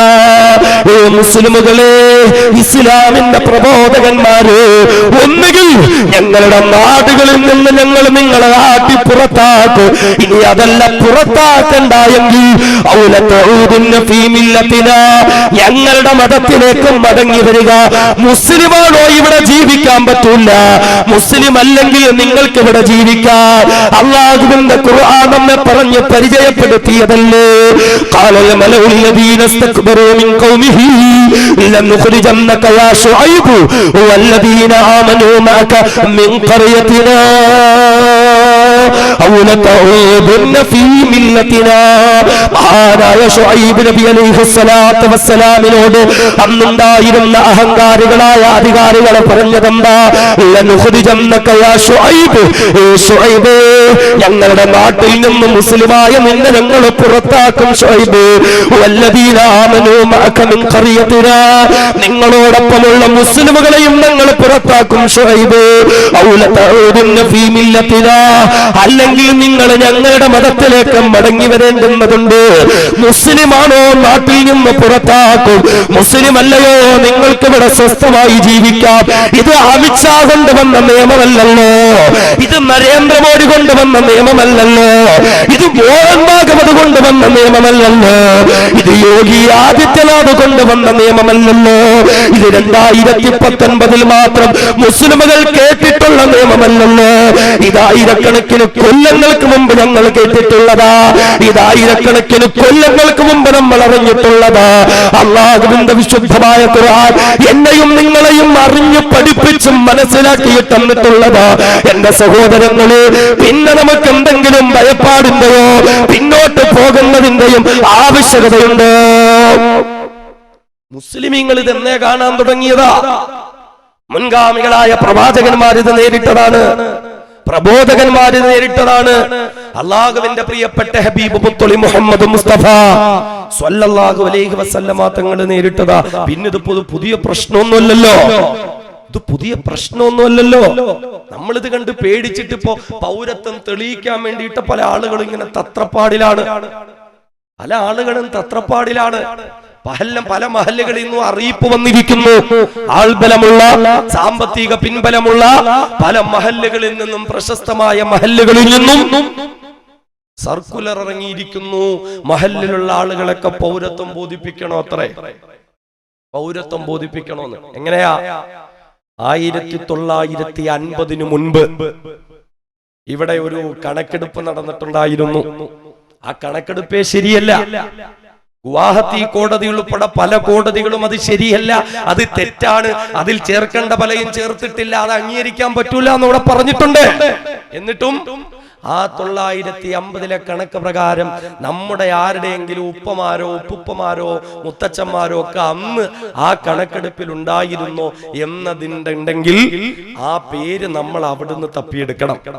എന്നിട്ട് അവരിൽ നിന്ന് നമ്മളിലേക്ക് എത്തുന്ന ലിങ്ക് നമ്മൾ തെളിയിക്കണം. ആ ഉപ്പപ്പാടെ മകൻ ഇന്നാള്, അദ്ദേഹത്തിന്റെ മകൻ ഇന്നാള്, അദ്ദേഹത്തിന്റെ മകനാണ് എന്റെ വാപ്പ, ആ വാപ്പാടെ 5 മക്കളാണ് ഞങ്ങൾ, ആ 5 മക്കളുടെ 10 മക്കളാണ് ഞങ്ങൾ എന്ന് കൃത്യമായി നമ്മൾ അവിടെ തെളിയിച്ചു കൊടുക്കണം. ഇനി അതിന് പറ്റിയില്ലെങ്കിൽ 970 മാർച്ച് മാസത്തില് ഇവിടെ ഒരു ഇലക്ഷൻ ലിസ്റ്റ് വന്നിരുന്നു. അതിലെങ്കിലും ഇവരുടെ പേരുണ്ടോ എന്ന് നോക്കണം. എന്നിട്ട് ഈ പറഞ്ഞ പോലെ അവരിൽ നിന്ന് നമ്മിലേക്കുള്ള ആ പരമ്പര വഴി ബന്ധം നമ്മൾ സ്ഥാപിച്ചു കൊടുക്കണം. സ്ഥാപിക്കാമെന്ന് നമ്മൾ കരുതുകയാണോ? വേറൊരു കാര്യം, ഇനി സ്ഥാപിക്കാൻ തന്നെ പറ്റും. രേഖകളൊക്കെ ഉണ്ട്, നമ്മുടെ കയ്യിൽ രേഖകളൊക്കെ ഉണ്ട്. ഇനി രേഖകൾ നമ്മുടെ കയ്യിലുണ്ട് എങ്കിലും സംഘപരിവാരത്തിന്റെ മുമ്പിൽ ആ രേഖകളെ ഹാജരാക്കി പൗരത്വം ബോധിപ്പിക്കാൻ മനസ്സില്ലാതെ തന്നെയാണ് ഇന്ത്യ രാജ്യത്തെ മുസ്ലിമുകൾ തീരുമാനിക്കേണ്ടത്. അങ്ങനെ ഇപ്പൊ രേഖ ഹാജരാക്കാൻ പറ്റൂല. ഇവനൊക്കെ ഈ രേഖകൾ ചോദിക്കാൻ എന്താ അവകാശമുള്ളേ? ഇവർക്കൊക്കെ എന്ത് അവകാശമുള്ള? ഇന്ത്യ രാജ്യമായിട്ട് സംഘപരിവാരത്തിന് എന്ത് ബന്ധമുണ്ട്? രാജ്യത്തിന് വേണ്ടി എന്തെങ്കിലും നന്മ ചെയ്തിട്ടുണ്ടോ? രാജ്യത്തിന് വേണ്ടി എന്തെങ്കിലും സംഭാവന ചെയ്തിട്ടുണ്ടോ? ഇന്ത്യ രാജ്യത്തിന്റെ സ്വാതന്ത്ര്യ സമരം നടന്നിട്ടുണ്ടല്ലോ ഇവിടെ. ആ സ്വാതന്ത്ര്യ സമരം നടന്നപ്പോൾ ഇവിടുത്തെ ഹിന്ദുവും മുസ്ലിമും ഒന്നിച്ചു നേർന്നു പോരാടിയപ്പോൾ, ഇവിടുത്തെ ഹിന്ദുവും മുസ്ലിമും ഒന്നിച്ചു നിന്ന് രാജ്യത്തിന് വേണ്ടി കഷ്ടപ്പെട്ടപ്പോൾ സംഘപരിവാരം എന്ത് ചെയ്തിട്ടുണ്ട്? മുസ്ലിമുകൾക്ക് പറയാൻ ആ പാരമ്പര്യമുണ്ട്. മുസ്ലിമുകൾക്ക് പറയാൻ പൗരത്വമല്ല നമ്മുടെ പാരമ്പര്യമാണുള്ളത്. ആ പൗരത്വം ചോദിച്ചു വരുന്നവന്റെ മുമ്പിൽ പൗരത്വമല്ല, ഈ പാരമ്പര്യമാണ് നമ്മൾ കാണിച്ചു കൊടുക്കേണ്ടത്. ഏത് പാരമ്പര്യം? ഏത് പാരമ്പര്യം? അല്ലാഹുവിന്റെ ഭൂമിയിൽ വെള്ളപ്പട്ടികൾക്ക് കപ്പം ഭരിക്കാൻ എന്ത് അവകാശമുണ്ടടാ എന്ന് ചോദിച്ച മഹാനായ വെളിയങ്കോട് മുറക്കാദിയുടെ പാരമ്പര്യം. 6 മാസത്തോളം വെള്ളപ്പട്ടാളത്തെ മലപ്പുറത്തിന്റെ മണ്ണിലേക്ക് അടുപ്പിക്കുക പോലും ചെയ്യാതിരുന്ന വാരിയം നിന്നത്ത് കുഞ്ഞഹമ്മദ് ഹാജിയുടെ പാരമ്പര്യം. തന്നെ വെടിവെച്ച് കൊല്ലാൻ കൊണ്ടു നിർത്തുമ്പോൾ എന്റെ കൈകൾ കെട്ടരുത്, കാലുകൾ കെട്ടരുത്, കണ്ണുകൾ കെട്ടരുത്, നേർക്ക് നേരെ നിന്ന് എന്റെ നെഞ്ചത്തേക്ക് വെടിയുതിർത്ത് കൊല്ലണമെന്ന് പറഞ്ഞ ആലി മുസ്ലിയാരുടെ പാരമ്പര്യം. മമ്പുറത്തെ പള്ളിയുടെ അകത്തളങ്ങൾ കേന്ദ്രമാക്കി വീരോദത്തമായ സ്വാതന്ത്ര്യ സമര പോരാട്ടങ്ങൾ നടത്തിയ മഹാനായ മമ്പുറം സയ്യിദ് അലവി തങ്ങളുടെ പാരമ്പര്യം. വീരോദത്തമായ സ്വാതന്ത്ര്യ സമരം നടത്തുന്ന പോരാളികൾക്ക് തൗഫത്തുൽ മുജാഹിദീൻ എന്ന കിതാബുകൾ എഴുതി പിന്തുണ പ്രഖ്യാപിച്ച സൈനുദ്ദീൻ മഖ്ദൂമാരുടെ പാരമ്പര്യം. വെള്ളക്കാരുടെ കടലോരങ്ങളിലൂടെ രാജ്യത്തെ പിടിച്ചടക്കാൻ അനുവദിക്കില്ല എന്ന് പ്രഖ്യാപിച്ച കുഞ്ഞാലും മരക്കാർമാരുടെ പാരമ്പര്യം. ഇന്ത്യ രാജ്യത്തിന്റെ സ്വാതന്ത്ര്യ സമരത്തിൽ ഇന്ത്യയിലെ ഓരോ മുസ്ലിമുകളും നിർബന്ധമായും പങ്കെടുക്കണമെന്ന് ഫത്വ കൊടുത്ത ഷാ വലിയുള്ളാഹി ദഹ്ലവിയുടെയും ഷാ അബ്ദുൽ അസീസ് ദഹ്ലവിയുടെയും പാരമ്പര്യം. വെള്ളക്കാരന്റെ തീതുപ്പുന്ന തോക്കിൻകുഴൽ നെഞ്ചോട് ചേർത്ത് വെച്ച് ധൈര്യമുണ്ടെങ്കിൽ വെക്കടാ വെടി എന്ന് പ്രഖ്യാപിച്ച ഷഹീദ് മുഹമ്മദ് ഇസ്മായിൽ ദഹ്ലവിയുടെ പാരമ്പര്യം, സ്വാതന്ത്ര്യ സമരത്തിന്റെ മുൻപന്തിയിൽ നിന്നുകൊണ്ട് നേതൃത്വം കൊടുത്ത മൗലാന മുഹമ്മദ് ഖാസിം നാനൂത്തവിയുടെയും മൗലാന റഷീദ് അഹമ്മദ് ഗംഗോഹിയുടെയും മൗലാന അഷ്റഫ് അലി ഥാനവിയുടെയും പാരമ്പര്യം, ഈ പാരമ്പര്യം പറയാൻ നമുക്കുണ്ട് എങ്കിൽ നമ്മളോട് പാരമ്പര്യവും പൗരത്വം ചോദിക്കുന്ന RSSകാരന് പറയാനുള്ളതെന്താ? സ്വാതന്ത്ര്യ സമരം നടക്കുമ്പോൾ വെള്ളക്കാരന്റെ ചെരുപ്പ് നക്കി കൊടുത്ത പാരമ്പര്യം, വെള്ളക്കാരന്റെ അടിവസ്ത്രം കഴുകി കൊടുത്ത പാരമ്പര്യം, വെള്ളക്കാരന് അടിമത്തപ്പണി ചെയ്തു കൊടുത്ത പാരമ്പര്യം ഇവന്മാര് ചോദിക്കുമ്പോ രേഖ ഉണ്ടെങ്കിലും ഹാജരാക്കാൻ ഞങ്ങൾക്ക് മനസ്സില്ല എന്ന് പ്രഖ്യാപിക്കാനാണ് നമ്മൾ കഴിയേണ്ടത്. അല്ലാതെ രേഖകളെല്ലാം ഉണ്ടാക്കിയെടുത്തിട്ട് ഇപ്പോ ചില ആളുകൾ ഇപ്പോ ഓടുന്നുണ്ട്, 10,000 ലക്ഷങ്ങൾ ചെലവഴിക്കുക രേഖകൾ ഹാജരാക്കാൻ വേണ്ടിയിട്ട്, അല്ലേ? അങ്ങനെ രേഖകൾ ഹാജരാക്കുന്നില്ല. ഇന്ത്യയുടെ മണ്ണിൽ ജീവിക്കാൻ ജനിക്കാൻ അല്ലാഹ് തൗഫീഖ് തന്നെങ്കിൽ, നമ്മുടെ മുൻഗാമികൾ ഈ രാജ്യത്തിന് വേണ്ടി പോരാടിയതാണെങ്കിൽ, നമ്മുടെ മുൻഗാമികൾ ഈ മണ്ണിൽ അടക്കപ്പെട്ടെങ്കിൽ ഇൻഷാ അല്ലാഹ് ഈ മണ്ണിൽ ജീവിച്ച് ഈ മണ്ണിൽ തന്നെ മരിച്ച് മറമാടപ്പെടും. അങ്ങനെ അങ്ങോട്ട് തീരുമാനിക്കുക, ആ ഒരു തീരുമാനത്തിലേക്ക് നമ്മൾ അങ്ങോട്ട് എത്തുക. ഇങ്ങനെ പേടിച്ച് പൗരത്വം തെളിയിക്കാൻ പോന്നോ? എന്തു കൊടുത്തിട്ടാ നിങ്ങൾ തെളിയിക്കാൻ പോന്നേ? എന്തു കൊടുത്തിട്ടാ? എത്ര രേഖകൾ കൊണ്ടുവന്നാൽ അറിയോ സഹോദരങ്ങളെ? നമ്മളൊക്കെ കേട്ടിട്ടുണ്ടാവും, സാമൂഹിക മാധ്യമങ്ങളോട് അറിഞ്ഞിട്ടുണ്ടാവും. ഇന്ത്യ രാജ്യത്തിന്റെ രാഷ്ട്രപതി എന്ന് പറഞ്ഞാൽ ഒന്നാമത്തെ പൗരന രാജ്യത്തിന്റെ രാഷ്ട്രപതി. അങ്ങനെയുള്ള ഇന്ത്യ രാജ്യത്തെ 2.5 വർഷം രാഷ്ട്രപതിയായിരുന്ന ഒരു മനുഷ്യനുണ്ട്, ഫഖ്റുദ്ദീൻ അലി അഹമ്മദ് എന്നാണ് അദ്ദേഹത്തിന്റെ പേര്. മുസ്ലിമാണ് ഫഖ്റുദ്ദീൻ അലി അഹമ്മദ്. ഒരുപാട് പുരസ്കാരങ്ങൾ ലഭിച്ചിട്ടുള്ള സർവസമ്മതനായ ഒരു മനുഷ്യനാണ് ഫഖ്റുദ്ദീൻ അലി അഹമ്മദ് സാഹിബ്. അങ്ങനെയുള്ള ഫഖ്റുദ്ദീൻ അലി അഹമ്മദ് ഒരുപാട് പ്രത്യേകതയുണ്ട് അദ്ദേഹത്തിന്. ആത്മീയമായും രാഷ്ട്രീയമായും ഒരുപാട് യോഗ്യതയുള്ള മനുഷ്യനാണ്. അദ്ദേഹത്തിന്റെ ജീവിതവും മരണവും രാജ്യത്തിന് വേണ്ടി സമർപ്പിച്ച ആളാ. ജീവിതം മാത്രമല്ല മരണവും രാജ്യത്തിന് വേണ്ടി സമർപ്പിച്ച ആളാ ബഹുമാനനായ ഫഖ്റുദ്ദീൻ അലി അഹമ്മദ് സാഹിബ്. അദ്ദേഹത്തിന്റെ കൃത്യനിർവഹണത്തിനെതിരെ രാഷ്ട്രപതിയായിരിക്കുമ്പോ, രാഷ്ട്രപതിയുടെ ഓഫീസിൽ ജോലി ചെയ്തുകൊണ്ടിരിക്കുമ്പോ നിസ്കാര സമയമായി. അങ്ങനെ നിസ്കാരത്തിന് വേണ്ടി തയ്യാറെടുത്ത് വദൂ ചെയ്ത് നിസ്കുന്നതിനിടയിലാണ്, കൃത്യനിർവഹണത്തിനിടയിൽ നിസ്കാരത്തിന് തയ്യാറായിരിക്കുമ്പോഴാണ് ഹൃദയസ്തംഭനം വന്ന് ഓഫീസ് മുറിക്കുള്ളിൽ കുഴഞ്ഞു വീണ് അദ്ദേഹം മരണത്തിലേക്ക് യാത്രയായത്. എന്ന് പറഞ്ഞാൽ രാഷ്ട്രീയമായും ആത്മീയമായും ഒട്ടേറെ ഗുണങ്ങളുള്ള ഒരു മനുഷ്യനാ ഫഖ്റുദ്ദീൻ അലി അഹമ്മദ് സാഹിബ്. അദ്ദേഹത്തിന്റെ ഖബർ ഇന്നും പാർലമെന്റിന്റെ മറുഭാഗത്ത് സ്ഥിതി ചെയ്യുന്നുണ്ട്. അങ്ങനെയുള്ള ഫഖ്റുദ്ദീൻ അലി അഹമ്മദിന്റെ കുടുംബക്കാരുണ്ട് ആസാമില്. NRC നിയമം വന്നപ്പോ അവര് രേഖകൾ ഹാജരാക്കി. എന്ത് രേഖ? ഞങ്ങളുടെ ഉപ്പാപ്പ ഫഖ്റുദ്ദീൻ അലി അഹമ്മദ് രാജ്യത്തെ പ്രസിഡന്റ് ആയിരുന്നു 2.5 കൊല്ലം. അതിന്റെ എല്ലാ രേഖകളും കൊണ്ടുവന്നിട്ട് ഞങ്ങൾ അദ്ദേഹത്തിന്റെ മക്കളും മരുമക്കളും ചെറുമക്കളുമാണെന്നുള്ള ഫുൾ രേഖകൾ അവിടെ ഹാജരാക്കി. എന്നാൽ ആ ഫഖ്റുദ്ദീൻ അലി അഹമ്മദ് സാഹിബിന്റെ കുടുംബക്കാരിൽ പലർക്കും ഇന്ന് ഇന്ത്യൻ പൗരത്വം കിട്ടിയിട്ടില്ല. ആരുടെ പറയുന്നേ? കരുനാഗപ്പള്ളിയിൽ കച്ചവടം ചെയ്യുന്ന സാധാരണക്കാരനായ മുസ്ലിമിന്റെ കാര്യമല്ല, പുത്തൻതെരുവിലെ ആട്ടോ ഓട്ടി ജീവിക്കുന്ന ഒരു ഓട്ടോറിക്ഷക്കാരന്റെ കാര്യമല്ല, പള്ളിയിൽ ജോലി ചെയ്യുന്ന ഒരു ഇമാമിന്റെയോ മുഅദ്ദിന്റെയോ മുഅല്ലിമിന്റെയോ കാര്യമല്ല. ഇന്ത്യയുടെ പ്രസിഡന്റിന്റെ കുടുംബക്കാര് കൊണ്ടുകൊടുത്തിട്ട് സ്വീകരിച്ചില്ല. പിന്നാണോ കൂലിപ്പണിക്കാരായ നമ്മുടെ ഉപ്പുപ്പാമാരുടെ പേരും കൊണ്ട് ചെന്നാ സ്വീകരിക്കുന്നത്? ഇന്ത്യക്ക് വേണ്ടി 30 വർഷത്തോളം പട്ടാള സേവനം നടത്തിയ ആളാണ് സനാഉല്ലാഹ് സാഹിബ്. സാധാരണ പട്ടാളക്കാരനല്ല.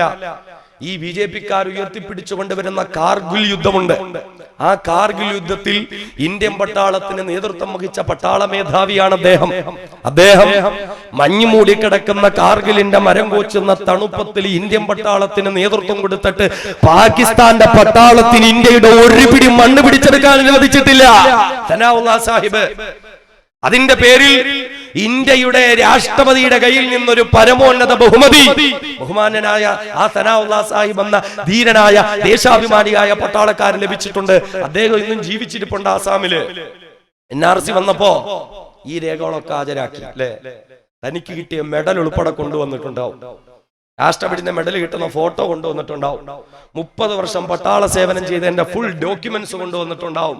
പക്ഷേ ഇന്ന് സനാഉല്ലാഹ് സാഹിബ് ഇന്ത്യക്കാരനല്ല. ഗോൽപ്പാറയിലെ ജയിലിൽ കിടക്കേണ്ടി വന്നിരിക്കുന്നു. ജാമ്യത്തിൽ മാത്രമാണ് ഇപ്പോൾ അദ്ദേഹം പുറത്തുള്ളത്. ചിന്തിച്ചു നോക്ക്. എന്നിട്ട് ഈ പുത്തൻതെരുവിലും ഈ പരിസര പ്രദേശത്തും പുതിയകാവിലും കരുനാപ്പള്ളിയിലും ഒക്കെ ഉള്ള നമ്മള് എന്ത് രേഖയാ കൊണ്ട് കൊടുക്കാൻ പോന്നേ? എന്ത് കൊടുത്തിട്ടാ രക്ഷപ്പെടാൻ പോന്നേ? ണ്ടോ അങ്ങനെ എങ്ങനെ രക്ഷപ്പെടാൻ പറ്റുമോ നമുക്ക്? അങ്ങനെ പൗരത്വം ബോധിപ്പിക്കാൻ മനസ്സില്ല. അങ്ങനെ ഒരു തീരുമാനം നമുക്കില്ല. അങ്ങനെ ഒരു തീരുമാനത്തിലേക്ക് നമ്മൾ എത്തിയിട്ടില്ല. നമ്മൾ ഒരു കാര്യം മാത്രം തീരുമാനിച്ചാൽ മതി. എന്ത്? നമ്മുടെ ഈ നാട്ടിലേക്ക് ഇപ്പോ NRC പ്രഖ്യാപിച്ചു കഴിഞ്ഞാൽ 2020 ഏപ്രിൽ മാസം 1 മുതൽ സെപ്റ്റംബർ 30 വരെ 6 മാസം നമ്മുടെയൊക്കെ നാടുകളിലേക്കും വീടുകളിലേക്കും അമിത്ഷായുടെ ഉദ്യോഗസ്ഥർ വരും. രേഖകൾ അവരെ മുമ്പിലാ കാണിക്കേണ്ടത്. അല്ലെങ്കിൽ ഇവിടെയൊക്കെ സെന്ററുകൾ ഇടും. നമ്മളൊരു തീരുമാനമെടുത്താൽ മതി. ഈ പുത്തൻതെരുവ് ജമാഅത്തിൽ മഹല്ലിലേക്ക് ഏതെങ്കിലും ഒരുത്തം പൗരത്വം ചോദിച്ചു വന്നാൽ ആ പൗരത്വം ചോദിക്കുന്നവന്റെ മുമ്പിൽ പുത്തൻതെരുവുകാരുടെ പൗരുഷം മാത്രം കാണിച്ചു കൊടുത്താൽ മതി. അതിൽ തീരുന്ന പ്രശ്നമുള്ളൂ ഇത്. അതിൽ തീരുന്ന പ്രശ്നമേ ഉള്ളൂ ഇത്. പക്ഷെ നമ്മളൊന്ന് തിരിച്ചറിയണം, ഫറോവയ്ക്ക് പറ്റിയ വലിയൊരു അബദ്ധമുണ്ട്. എന്താണെന്നറിയോ? മൂസാ നബി അലൈഹി സ്വലാത്തു വസ്സലാമിനെയും മുസ്ലിമീങ്ങളെയൊക്കെ പരാജയപ്പെടുത്താൻ വേണ്ടിയിട്ടാണ് ഫറോവ ശ്രമിച്ചത്.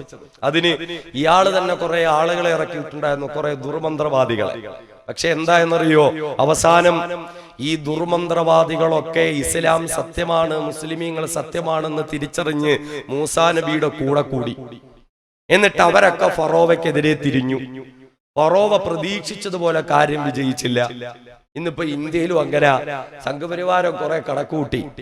മുസ്ലിങ്ങൾക്ക് മാത്രമേ പ്രശ്നമുണ്ടാവൂ എന്ന് പറയുമ്പോ മുസ്ലിങ്ങൾ മാത്രം ഒറ്റപ്പെട്ട് ഇവിടെ സമരം ചെയ്യേണ്ടി വരും എന്ന് വിചാരിച്ചു. പക്ഷെ തെറ്റുപറ്റി. ഇന്ത്യയിലെ ഹിന്ദുവിനെയും മുസ്ലിമിനെയും തപ്പി തെറ്റിക്കാൻ ഈ സംഘപരിവാരം എത്ര നാളുകൊണ്ട് ശ്രമിക്കുക. ഇവിടെ സ്വാതന്ത്ര്യ സമരം നടക്കുമ്പോ ഇവന്റെയൊക്കെ തന്തമാര് വിചാരിച്ചിട്ടത് നടന്നിട്ടില്ല.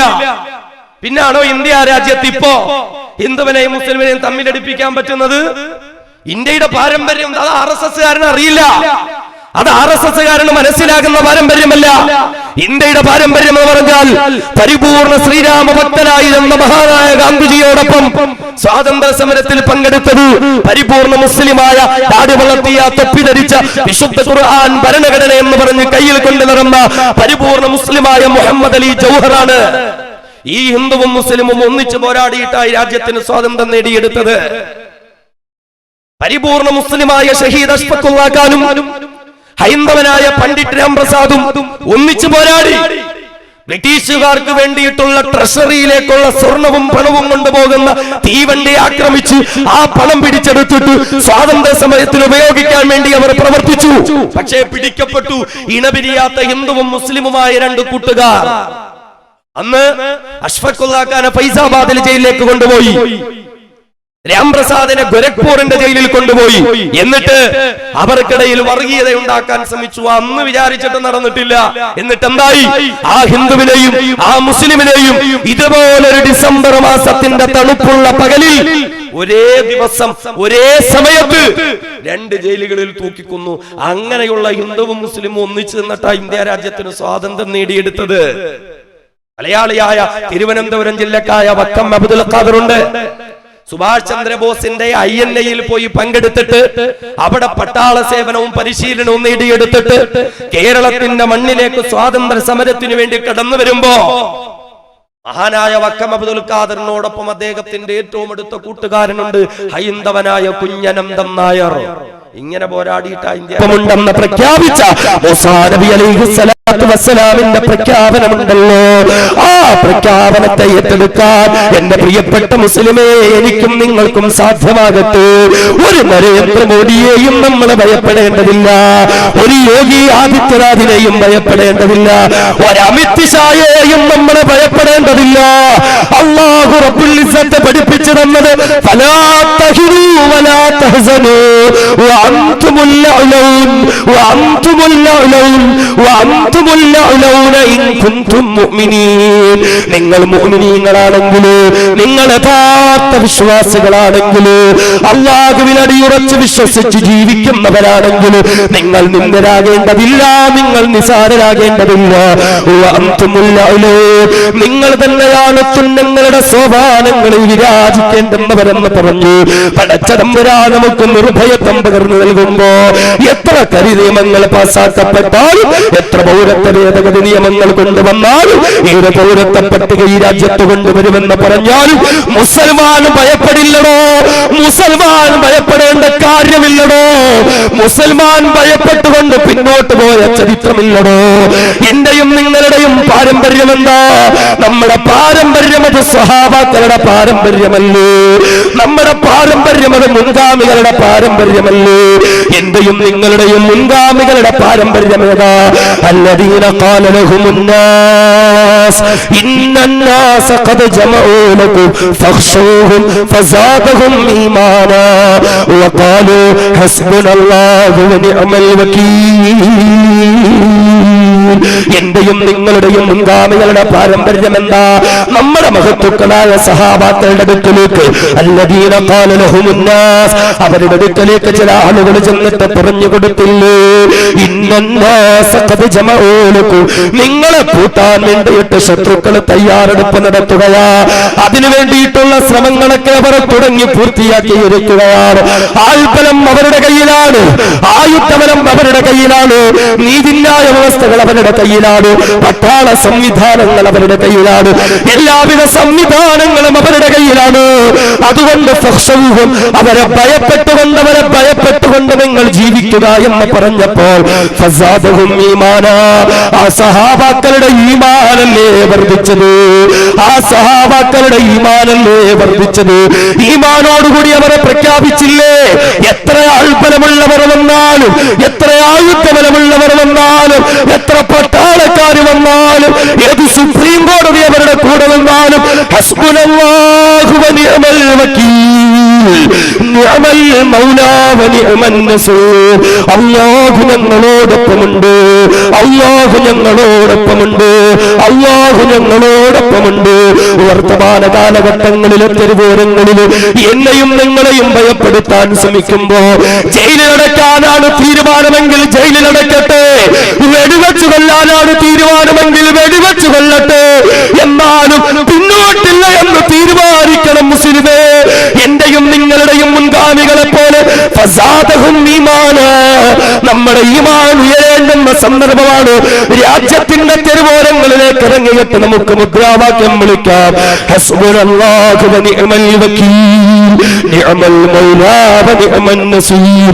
ഏത് അമിത് ഷാ എന്ന നിയമം പാസാക്കിയാലും, ഏത് നരേന്ദ്രമോദി ഏത് നിയമം പാസാക്കിയാലും, ഏത് രാഷ്ട്രപതി അതിന് ഒപ്പിട്ട് കൊടുത്താലും, ഏത് സുപ്രീം കോടതി അതിന് അനുകൂലമായി നിന്നാലും, ഏത് പട്ടാളത്തെ അടക്കി അടിച്ചമർത്തുമെന്ന് പറഞ്ഞാലും, എവിടെ ഞങ്ങളെ പുറത്താക്കുമെന്ന് പറഞ്ഞാലും, ഏത് കൽത്തുറങ്കിൽ ഞങ്ങളെ അടയ്ക്കുമെന്ന് പറഞ്ഞാലും ഹസ്ബുനല്ലാഹ് ഹസ്ബുനല്ലാഹ് ഹസ്ബുനല്ലാഹു വനിഅമൽ വകീൽ. അല്ലാഹു ഞങ്ങളോടൊപ്പമുണ്ടോ, അല്ലാഹു ഞങ്ങളോടൊപ്പമുണ്ടോ, അല്ലാഹു ഞങ്ങളോടൊപ്പമുണ്ടോ. അതുകൊണ്ട് ഈ ഫറോവമാരെ ഭയപ്പെടേണ്ടതില്ല മുഅ്മിനേ. എന്നെ കേൾക്കുന്ന എന്റെ പ്രിയപ്പെട്ട ചെറുപ്പക്കാരെ, രംഗത്തിറങ്ങേണ്ടുന്ന സന്ദർഭമാ പൊന്നുമോനെ. ഒരു ജാഥ നടത്തിയാൽ നിന്റെ കടമ തീരുള്ള മുസ്ലിമേ. ഒരു പ്രതിഷേധ പ്രകടനത്തിന് പോയിട്ട് 10 തക്ബീർ വിളിച്ചാൽ കടമ തീരുള്ള മുസ്ലിമേ. പ്ലക്കാർഡ് പിടിച്ച് ബാനർ പിടിച്ച് നടന്നാൽ കടമ തീരില്ല മുസ്ലിമേ. മറിച്ച് ഒതുങ്ങുന്നത് വരെയും കർമ്മരംഗത്തേക്ക് വരേണ്ടതുണ്ട്. ഫറോവമാർക്കെതിരെ മൂസാ നബി പോരാട്ടം നടത്തുമ്പോ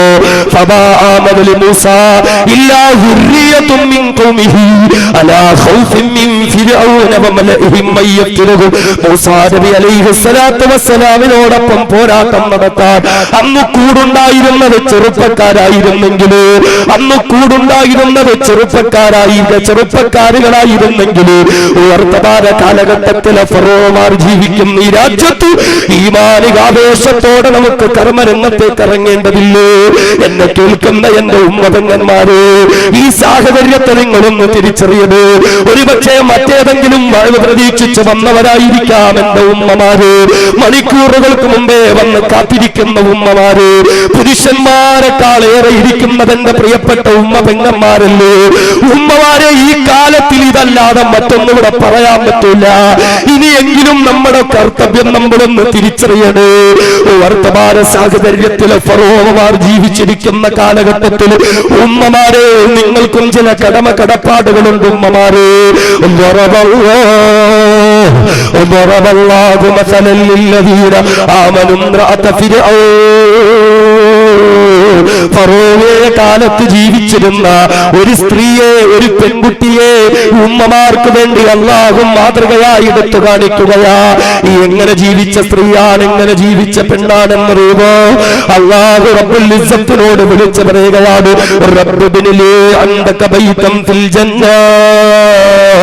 അല്ലാഹുവേ, എനിക്ക് വേണ്ടത് സ്വർഗത്തിലെ ആധാരമല്ല അല്ലാ, എനിക്കെന്റെ സ്വർഗത്തിലെ വീട് വേണ്ട അല്ലാ, എനിക്കെന്റെ സ്വർഗത്തിലെ കൊട്ടാരം വേണ്ട അല്ലാ. അല്ലാഹുവേ, റബ്ബിബ്നി ലീ ഇൻദക ബൈതൻ ഫിൽ ജന്ന. അല്ലാഹുവേ, എനിക്ക് വേണ്ടത് സ്വർഗത്തിലെ വീടാണ് അല്ലാ. ഈ ഭൂമിയിലെ വീടല്ല, ഭൂമിയിലെ കൊട്ടാരമല്ല, ഭൂമിയിലെ ആഡംബരമല്ല, ഭൂമിയിലെ അലങ്കാരമല്ല. എന്റെ ജീവിതം ഞാൻ നിനക്ക് സമർപ്പിച്ചിരിക്കുന്നു അല്ലാ. അല്ലാഹുവേ, റബ്ബിബ്നി ലീ ഇൻദക ബൈതൻ ഫിൽ ജന്ന. അല്ലാഹുവേ, എനിക്ക് വേണ്ടത് നിന്റെ സ്വർഗമാണല്ലാ, എനിക്ക് വേണ്ടത് സ്വർഗത്തിലെ കൊട്ടാരമാണല്ലാ, എനിക്ക് വേണ്ടത് സ്വർഗത്തിലെ ആരാമങ്ങളാണല്ലാ. എന്ന് മാത്രമല്ല, വനുജ്ജിനി മിൻ ഫിർഔൻ വഅമലിഹി വനുജ്ജിനി മിനൽ ഖൗമിൽ ളാലിമീൻ. അക്രമകാരിയായ ഭരണാധികാരി ഫറോവയുടെ കയ്യിൽ നിന്ന് എന്നെ രക്ഷപ്പെടുത്തണേ നാഥാ. ഒരു ഭീകര ഭരണകൂടത്തിന്റെ പ്രശ്നങ്ങളെ തിരിച്ചറിഞ്ഞുകൊണ്ട് പ്രാർത്ഥന നടത്തിയ ബീവി ആസിയ റളിയല്ലാഹു അൻഹാ. ആസിയ ബീവിയെ പോലെ ആകാൻ എന്റെ ഉമ്മ പെങ്ങന്മാർക്ക് പറ്റട്ടെ. ഭീകര ഭരണകൂടത്തിനെതിരെ പ്രാർത്ഥന നടത്തുന്ന, ഭീകര ഭരണകൂടം നശിച്ചു പോകാൻ പ്രാർത്ഥന നടത്തുന്ന, ആ ഭീകര ഭരണകൂടത്തിനെതിരെ പ്രവർത്തനം നടത്തുന്ന നിങ്ങളുടെ പ്രിയപ്പെട്ട ചുണക്കുട്ടികളായ ആൺമക്കൾക്ക് പിന്തുണ കൊടുക്കുന്ന, നിങ്ങളുടെ ഭർത്താക്കന്മാർക്ക് പിന്തുണ കൊടുക്കുന്ന, നിങ്ങളുടെ സഹോദരന്മാർക്ക് പിന്തുണ കൊടുക്കുന്ന, നിങ്ങൾക്ക് വേണ്ടപ്പെട്ടവർക്ക് പിന്തുണ കൊടുക്കുന്ന മഹദിയായ ബീവി ആസിയ റളിയല്ലാഹു അൻഹാ. ആസിയ റളിയല്ലാഹു അൻഹയെ പോലെയാകാൻ അല്ലാഹു തൗഫീഖ് നൽകുമാറാകട്ടെ. അതുകൊണ്ട് എന്റെ പ്രിയപ്പെട്ട സഹോദരങ്ങളെ, സഹോദരിമാരെ, ഇസ്ലാമിനെ സംബന്ധിച്ചിടത്തോളം ഇതൊക്കെ നമ്മൾ കുറെ കണ്ടതാണ്, കുറെ അനുഭവിച്ചതാണ്, കുറെ നേരിട്ടതാണ്. ഇതൊക്കെ കടന്നാണ് ഇസ്ലാം ഇവിടെ എത്തിയത്. അതുകൊണ്ട് പിന്നോട്ട് പോകുന്ന ഒരു പ്രശ്നമില്ല. പ്രശ്നം നേരിടും, പ്രശ്നം നേരിടും, പ്രശ്നം നേരിടും. ഇൻഷാ അല്ലാഹ്. എന്ത് ചെയ്യും? ജയിലിലടയ്ക്കോ? ജയിലിലടയ്ക്കട്ടെ. ജയിലിൽ പോകൽ അത്ര മോശമാണോ? മോശമൊന്നുമല്ല. ജയിലിൽ പോകൽ അത്ര മോശമല്ല. യൂസുഫ് നബി അലൈഹി സ്വലാത്തു വസ്സലാം വർഷങ്ങളോളം ജയിലിൽ കിടന്നില്ലേ? എന്തിനാ? റബ്ബി സിജ്നു അഹബ്ബു ഇലയ്യ മിമ്മാ യദ്ഊനനി ഇലൈഹി. അല്ലാഹുവേ, ഈ ഈജിപ്തുകാരനെ ഒരു തെറ്റിലേക്ക് വിളിക്കുന്നു, ആ തെറ്റി നിൽക്കുന്നതെന്നല്ല ജയിലിൽ പോകലെന്ന് പ്രഖ്യാപിച്ച യൂസുഫ് നബി. നമുക്ക് പ്രഖ്യാപിക്കാം. അമ്മമാര് പൗരത്വം തെളിയിക്കാൻ പറയുന്നു. ആ പൗരത്വം തെളിയിക്കുന്നതിന് നല്ലത് പ്രക്ഷോഭം നടത്തി ജയിലിൽ പോകല. എനിക്കൊരു പ്രശ്നമല്ല എന്ന് തീരുമാനിക്ക്. യൂസുഫ് നബി ജയിലിൽ കിടന്നില്ലേ? എത്ര സഹാബാക്കള് കുഫാറുകളുടെ, മുശ്രിക്കുകളുടെ, ഖുറൈശികളുടെ ജയിലിൽ കിടന്നിട്ടില്ലേ? മഹാനായ ഇമാമുൽ അഅ്ലം അബൂ ഹനീഫത്തുൽ കുഫി റഹിമഹുല്ലാഹ്, ഹനഫി മദ്ഹബിന്റെ ഇമാം, ലോകത്തെ ആദ്യത്തെ ഇമാമ, വർഷങ്ങളോളം ജയിലിൽ കിടന്നില്ലേ? ഇന്ന് പല പല ഇസ്ലാമിക ചരിത്രങ്ങൾ ഉറങ്ങിക്കിടക്കുന്ന നാടുകളിലെയും ആളുകൾ പിൻപറ്റുന്ന രണ്ട് മദ്ഹബുണ്ട്, മാലിക്കി മദ്ഹബ്, ഹംബലി മദ്ഹബ്. അതിന്റെ ഇമാമിങ്ങളുണ്ട്. അഹ്മദ് ബിൻ ഹംബൽ റഹിമഹുല്ലാഹ്, മാലിക് ബിൻ അനസ് റഹിമഹുല്ലാഹ്, കൊല്ലങ്ങളോളം ജയിലിൽ കിടന്നില്ലേ അവര്? എന്തിനാ? നമ്മുടെയൊക്കെ ഇമാം മഹാനായ ഇമാമുന ഷാഫിഈ റഹിമഹുല്ലാഹ് ഭരണകൂടത്തിനെതിരെ പ്രവർത്തിച്ചു, സംസാരിച്ചു. അതിന്റെ പേരിൽ അറസ്റ്റ് ചെയ്ത് കയ്യാമം വെച്ച് കോടതി കൊണ്ടുപോയി കള്ളക്കേസ് ചുമത്തി, കള്ള വിചാരണ നടത്തി, വധശിക്ഷയ്ക്ക് വേണ്ടി വിധിച്ചു. അവസാനം കഴിമരത്തിന്റെ മുമ്പിൽ ചെന്ന് നിൽക്കുമ്പോഴും തന്റെ ധീരമായ നിലപാട് അറിയിച്ച അവസാനം അദ്ദേഹത്തെ വെറുതെ വിടാ ചെയ്തേ. അവർക്കൊക്കെ ഇതാവെങ്കിൽ പിന്നെ നമുക്കെന്താ? മമ്പുറം നിങ്ങൾക്ക് അറസ്റ്റ് വാറണ്ട് വന്നിട്ടില്ലേ? ഉമർഖാല് ജയിലിൽ കിടന്നില്ലേ? ആലി മുസ്ലിയാര് ജയിലിൽ കിടന്നില്ലേ? നമ്മളൊക്കെ ആദരിക്കുന്ന ബഹുമാനിക്കുന്ന വലിയ വലിയ മഹത്തുക്കളൊക്കെ ജയിലിൽ കിടന്നെങ്കിൽ സത്യത്തിനെതിരെ ശബ്ദിച്ച് ജയിലിൽ പോകല വലിയ പ്രശ്നമല്ല. അങ്ങനെ പോണെങ്കിൽ പോട്ടെ, എന്തായാലും ഒരു ദിവസം മരിക്കും. അത് അല്ലാഹ് നമുക്ക് കൃത്യമായി രേഖപ്പെടുത്തി വെച്ചിട്ടുണ്ട് എവിടെ എങ്ങനെ മരിക്കുന്നു. ആ മരണത്തിനോട് രക്ഷപ്പെടാൻ പറ്റൂല. പക്ഷേ ആ മരണം സത്യത്തിന്റെ മാർഗത്തിലാകട്ടെ, അതിനുവേണ്ടി തയ്യാറാവുക, അതിനുവേണ്ടി പ്രവർത്തിക്കുക. പടച്ചമ്പുരാൻ തൗഫീഖ് നൽകുമാറാകട്ടെ. അതുകൊണ്ട് നിർഭയത്വത്തോടെ നിഷ്കളങ്കതയോടെ നമ്മളൊക്കെ മുമ്പോട്ട് പോവാ. ഒരുത്തന്റെ മുമ്പിലും പൗരത്വം തെളിയിക്കാൻ പോകുന്നില്ല. ഈ നിയമത്തെ രാജ്യത്തിൽ വെച്ച് പൊറുപ്പിക്കാനും നമ്മൾ സമ്മതിക്കൂല. ഇപ്പൊ നമ്മളോടൊപ്പം എല്ലാവരും ഉണ്ട്. അവസാനം വരെയും ഇൻഷാ അല്ലാഹ് അവരെ എല്ലാവരെയും അല്ലാഹു നമ്മളോടൊപ്പം നിർത്തട്ടെ. ഇനി ആരുമില്ല. വ്യക്തി എന്നുള്ള നിലയിൽ ഞാൻ ഒറ്റയ്ക്കാണെങ്കിൽ പോലും അസത്യത്തോട് സന്ധിയാകാൻ നമുക്ക് പറ്റില്ല എന്ന തീരുമാനത്തിലേക്ക് നമ്മൾ എത്തുക. റബ്ബ് സുബ്ഹാനഹു വ തആല നമുക്ക് തൗഫീഖ് നൽകുമാറാകട്ടെ എന്ന പ്രാർത്ഥനയോടുകൂടി, വലിയ മറ്റേതെങ്കിലും വിഷയങ്ങളൊക്കെ പ്രതീക്ഷിച്ചാണ് വന്നതെങ്കിൽ പോലും ഇന്നിപ്പോ ഇത് പറയാതെ ഇങ്ങനെ ഒരു സദസ്സിനെ എനിക്ക് കിട്ടുമ്പോ ഇത് പറയാതെ പോകാൻ പറ്റില്ല എന്നതുകൊണ്ട് മാത്രമാണ്. അള്ളാഹുവിന്റെ തൗഫീഖ് ഉണ്ടെങ്കിൽ ഇൻഷാ അല്ലാഹ് പ്രശ്നങ്ങളൊക്കെ കെട്ടടങ്ങും, അല്ലാതെ പോകാനൊന്നും പോകുന്നില്ല. ഇൻഷാ അല്ലാഹ് നമുക്ക് കാര്യമായ നിലയിൽ ഇൻഷാ അല്ലാഹ് നമുക്ക് ദീനിന്റെ കാര്യങ്ങൾ, അള്ളാഹുവിന്റെ കാര്യങ്ങൾ ഒക്കെ കൃത്യമായി നമുക്ക് ചർച്ച ചെയ്യാം. അള്ളാഹു സുബ്ഹാനഹു വ തആല തൗഫീഖ് നൽകുമാറാകട്ടെ എന്ന ദുആയോടുകൂടി ഇൻഷാ അല്ലാഹ് നിങ്ങളുടെയൊക്കെ വിലയേറിയ ദുആക്കളിൽ ഈ വിനീതനെയും എൻ്റെ കുടുംബക്കാർ, മാതാപിതാക്കൾ, ഉസ്താദന്മാർ, മശായിഖന്മാർ, എൻ്റെ സഹയാത്രികർ, സഹപ്രവർത്തകർ, സഹപാഠികൾ എല്ലാവർക്കും വേണ്ടി, എൻ്റെ പ്രിയപ്പെട്ട ഭാര്യയ്ക്കും മക്കൾക്കും ഒക്കെ വേണ്ടി ആത്മാർത്ഥമായി നിങ്ങൾ ഓരോരുത്തരും ദുആ ചെയ്യുക. എവിടെ ഏത് നാട്ടിലായാലും സത്യത്തിന് വേണ്ടി ശബ്ദിക്കാൻ, സംഘടനാ പക്ഷപാതിത്വങ്ങളില്ല, സത്യത്തിന്റെ പക്ഷം ചേരാൻ എല്ലായിടങ്ങളിലും അല്ലാഹു റബ്ബുൽ ഇസ്സത്തിന്റെ കാവലും സഹായവും ആഫിയത്തും ലഭിക്കുവാനും ആത്മാർത്ഥമായി നിങ്ങൾ ഓരോരുത്തരും ദുആ ചെയ്യണം എന്ന വസിയത്ത് ചെയ്തുകൊണ്ട് നിർത്തുന്നു. പരിപാടി തീർന്നിട്ടില്ല. ഇനിയും സമ്മാനദാനമോ മറ്റോ ഒക്കെ ബാക്കിയുണ്ട്. ഒരല്പസമയം കൂടി എല്ലാവരും ഇരിക്കുക. വആഖിറു ദഅ്വാനാ അനിൽ ഹംദുലില്ലാഹി റബ്ബിൽ ആലമീൻ. അസ്സലാമു അലൈക്കും വറഹ്മത്തുള്ളാഹി വബറകാതുഹു. ഇൻഷാ അല്ലാഹ് ദുആയിലേക്ക് കടക്കാം. ഒരു 3 സ്വലാത്ത് നിസ്കാരത്തിൽ അത്തഹിയ്യാത്തിൽ നമ്മൾ ചൊല്ലുന്ന ഇബ്രാഹിമിയ സ്വലാത്ത്, അതാണ് ലോകത്തെ ഏറ്റവും ശ്രേഷ്ഠമായ സ്വലാത്ത്. അറിയാവുന്നതുപോലെ ഒരു 3 തവണ ചൊല്ലി ഇൻഷാ അല്ലാഹ് നമുക്ക് ദുആയിലേക്ക് കടക്കാം. اللهم صل على محمد وعلى آل محمد كما صليت على إبراهيم وعلى آل إبراهيم وبارك على محمد وعلى آل محمد كما باركت على إبراهيم وعلى آل إبراهيم في العالمين إنك حميد مجيد. اللهم صل على محمد وعلى آل محمد كما صليت على إبراهيم وعلى آل إبراهيم وبارك على محمد وعلى آل محمد كما باركت على إبراهيم وعلى آل إبراهيم في العالمين إنك حميد مجيد. اللهم صل على محمد وعلى آل محمد كما صليت على إبراهيم وعلى آل إبراهيم وبارك على محمد وعلى آل محمد كما باركت على إبراهيم وعلى آل إبراهيم في العالمين إنك حميد مجيد. الحمد لله رب العالمين. اللهم صل على سيدنا محمد وعلى آل سيدنا محمد وبارك وسلم عليه. ربنا آتنا من لدنك رحمة وهيئ لنا من أمرنا رشدا. ربنا فاغفر لنا ذنوبنا وكفر عنا سيئاتنا وتوفنا مع الأبرار. അല്ലാഹുവേ, പടച്ചവനെ, കരുണയുള്ള തമ്പുരാനെ, ഞങ്ങൾ ഒരുമിച്ച് കൂടാൻ സ്വീകരിക്കണേ അല്ലാഹ്. അല്ലാഹുവേ, ഞങ്ങൾക്ക് ഹിദായത്ത് തരണേ അല്ലാഹ്. തൗഹീദിന്റെ സംസ്ഥാപകരാക്കണേ അല്ലാഹ്. അഹ്ലുസുന്നത്തി വൽ ജമാഅത്തിന്റെ പ്രവർത്തകരാക്കണേ അല്ലാഹ്. മുഖ്ലിസീങ്ങളായ ദായികളാക്കണേ അല്ലാഹ്. ധീരരായ പോരാളികളാക്കണേ അല്ലാഹ്. അല്ലാഹുവേ, പടച്ചവനെ, കരുണയുള്ള തമ്പുരാനെ, ഞങ്ങളുടെ പാപങ്ങളെ പുറത്തു നൽകണേ അല്ലാഹ്. ജീവിത വിശുദ്ധി നൽകണേ അല്ലാഹ്.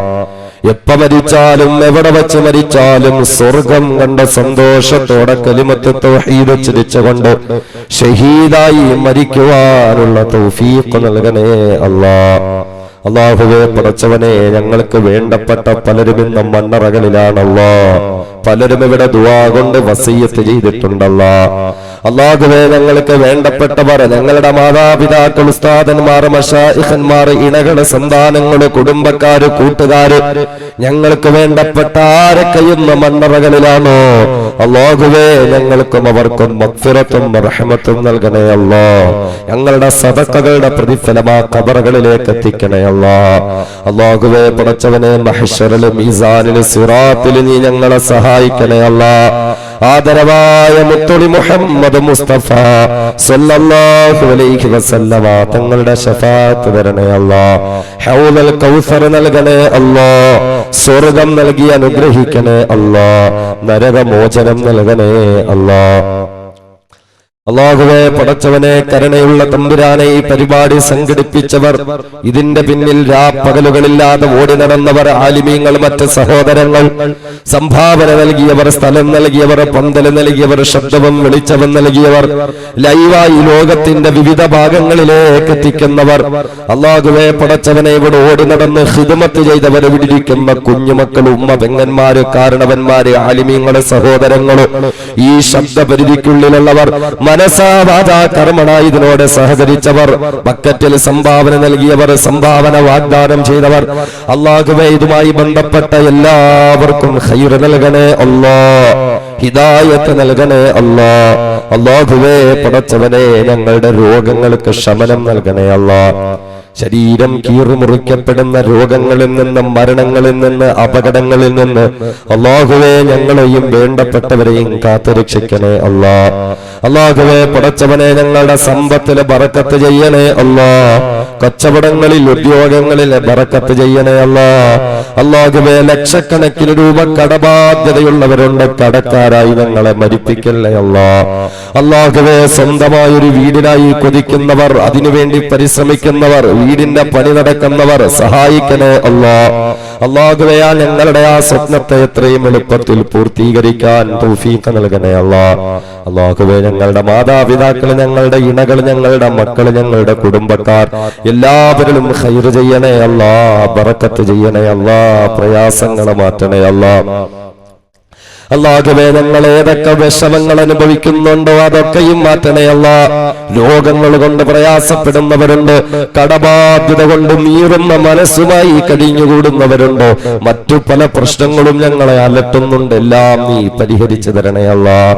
അല്ലാഹുവേ പടച്ചവനെ, ഞങ്ങളുടെ മക്കളെ സ്വാലിഹീങ്ങളും സ്വാലിഹത്തുകളുമാക്കണേ അല്ലാഹ്. ഹാഫിലീങ്ങളും ആലിമീങ്ങളും ദീനിന്റെ ദായികളും പോരാളികളുമാക്കണേ അല്ലാഹ്. അല്ലാഹുവേ, മദ്രസയിൽ പഠിക്കുന്ന മക്കളെ കബൂലാക്കണേ അല്ലാഹ്. അല്ലാഹുവേ, ഇരുലോകത്തും സമൂഹത്തിനും സമുദായത്തിനും മാതാപിതാക്കൾക്കും അഭിമാനം പകരുന്നവരാക്കണേ അല്ലാഹ്. അല്ലാഹുവേ പടച്ചവനെ, നാട്ടിലും നാട്ടുകാരിലും ബറക്കത്ത് ചെയ്യണേ അല്ലാഹ്. അല്ലാഹുവേ, ഐക്യം നൽകണേ അല്ലാഹ്. സ്നേഹം നൽകണേ അല്ലാഹ്. സഹോദര്യം നൽകണേ അല്ലാഹ്. അല്ലാഹുവേ പടച്ചവനെ, കരുണയുള്ള തമ്പുരാനെ, ലോകത്തുള്ള മുഴുവൻ മുസ്ലിമുകൾക്കും ഖൈർ ചെയ്യണേ അല്ലാഹ്. ഇന്ത്യ രാജ്യത്ത് സമാധാനം നൽകണേ അല്ലാഹ്. ശാന്തി നൽകണേ അല്ലാഹ്. മുസ്ലിം അമുസ്ലിം സമുദായങ്ങൾക്കിടയിൽ ഐക്യം നൽകണേ അല്ലാഹ്. മാനവികത നൽകണേ അല്ലാഹ്. വർഗീയതയില്ലാത്ത, കലാപങ്ങളില്ലാത്ത അല്ലാഹുവേ, മാനവികതയുടെ നല്ല നാളുകൾ നൽകി അനുഗ്രഹിക്കണേ അല്ലാഹ്. അല്ലാഹുവേ പടച്ചവനെ, തമ്പുരാനെ, രാജ്യത്തെ വർഗീയ ശക്തികളെ നീ നശിപ്പിക്കണേ അല്ലാഹ്. അവരുടെ കോട്ടകത്തളങ്ങളെ തകർക്കണേ അല്ലാഹ്. അവരുടെ കുതന്ത്രങ്ങളെ പരാജയപ്പെടുത്തണേ അല്ലാഹ്. അല്ലാഹുവേ തമ്പുരാനെ, അവരുടെ അധികാരത്തെ ഇല്ലാതാക്കണേ അല്ലാഹ്. അല്ലാഹുവേ, അവർക്കെതിരെ പോരാടാനുള്ള തൗഫീഖും താഖത്തും ഞങ്ങൾക്ക് നൽകണേ അല്ലാഹ്. അല്ലാഹുവേ, അവരുടെ മുമ്പിൽ ഞങ്ങൾ തോറ്റുപോകല്ലേ അല്ലാഹ്. ഞങ്ങൾക്ക് ഈമാൻ തരണേ അല്ലാഹ്. ഇസ്സത്ത് നൽകണേ അല്ലാഹ്. നിർഭയത്വം നൽകണേ അല്ലാഹ്. ഏത് പ്രതിസന്ധികളെയും തരണം ചെയ്യാൻ തൗഫീഖ് നൽകണേ അല്ലാഹ്. അല്ലാഹുവേ NRCയെ പരാജയപ്പെടുത്തണേ അല്ലാഹ്. അല്ലാഹുവേ പൗരത്വ ഭേദഗതിയെ പരാജയപ്പെടുത്തണേ അല്ലാഹ്. അല്ലാഹുവേ അതിനെതിരെ പോരാടുന്ന മുഴുവൻ മുസ്ലിമുകൾക്കും അമുസ്ലിമുകൾക്കും ഖൈറും ബറക്കത്തും ചെയ്യണേ അല്ലാഹ്. ആ സമരങ്ങളെ വിജയിപ്പിക്കണേ അല്ലാഹ്. അതിൽ പങ്കെടുക്കുന്നവർക്കെല്ലാം നന്മയും നൽകണേ അല്ലാഹ്.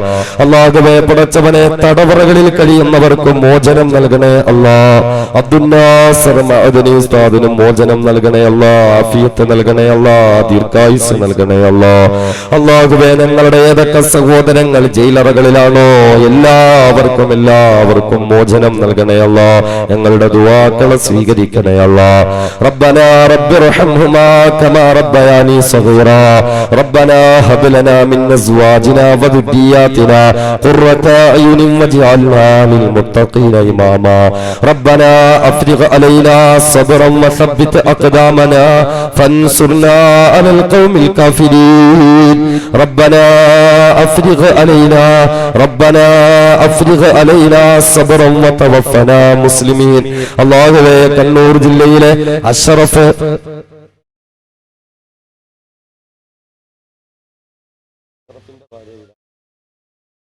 അഷ്റഫ് എന്ന സഹോദരന്റെ ഭാര്യാപിതാവും മരണപ്പെട്ടു. അല്ലാഹുവേ ആ പിതാവിന് മഗ്ഫിറത്തും മർഹമത്തും നൽകണേ അല്ലാഹ്. ഖബർ വിശാലമാക്കി കൊടുക്കണേ അല്ലാഹ്. അല്ലാഹുവേ അദ്ദേഹത്തിന്റെ ബർസഖിയായ ജീവിതം എളുപ്പത്തിലാക്കണേ അല്ലാഹ്.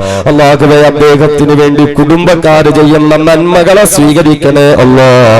അല്ലാഹുവേ അദ്ദേഹത്തിന് വേണ്ടിയിട്ട് ഖൈറുകൾ ചെയ്യാൻ ആ കുടുംബക്കാർക്ക് തൗഫീഖ് നൽകണേ അല്ലാഹ്. റബ്ബനാ ലാ تجعلنا فتنة للقوم الظالمين ونجنا برحمتك من القوم الكافرين اللهم إنا نجعلك في نحورهم ونعوذ بك من شرورهم اللهم إنا نجعلك في نحورهم ونعوذ بك من شرورهم اللهم إنا نجعلك في نحورهم ونعوذ بك من شرورهم يا مغيث أغثنا يا مغيث أغثنا يا مغيث أغثنا ربنا تقبل منا إنك أنت السميع العليم وتب علينا إنك أنت التواب الرحيم آمين برحمتك يا أرحم الراحمين وصلى الله تعالى وسلم على خير خلقه سيدنا محمد وعلى آله وصحبه أجمعين سبحان ربك رب العزة عما يصفون وسلام على المرسلين والحمد لله رب العالمين سبحان الله وبحمده سبحانك اللهم وبحمدك أشهد أن لا إله إلا أنت أستغفرك وأتوب إليك السلام عليكم ورحمة الله تعالى وبركاته.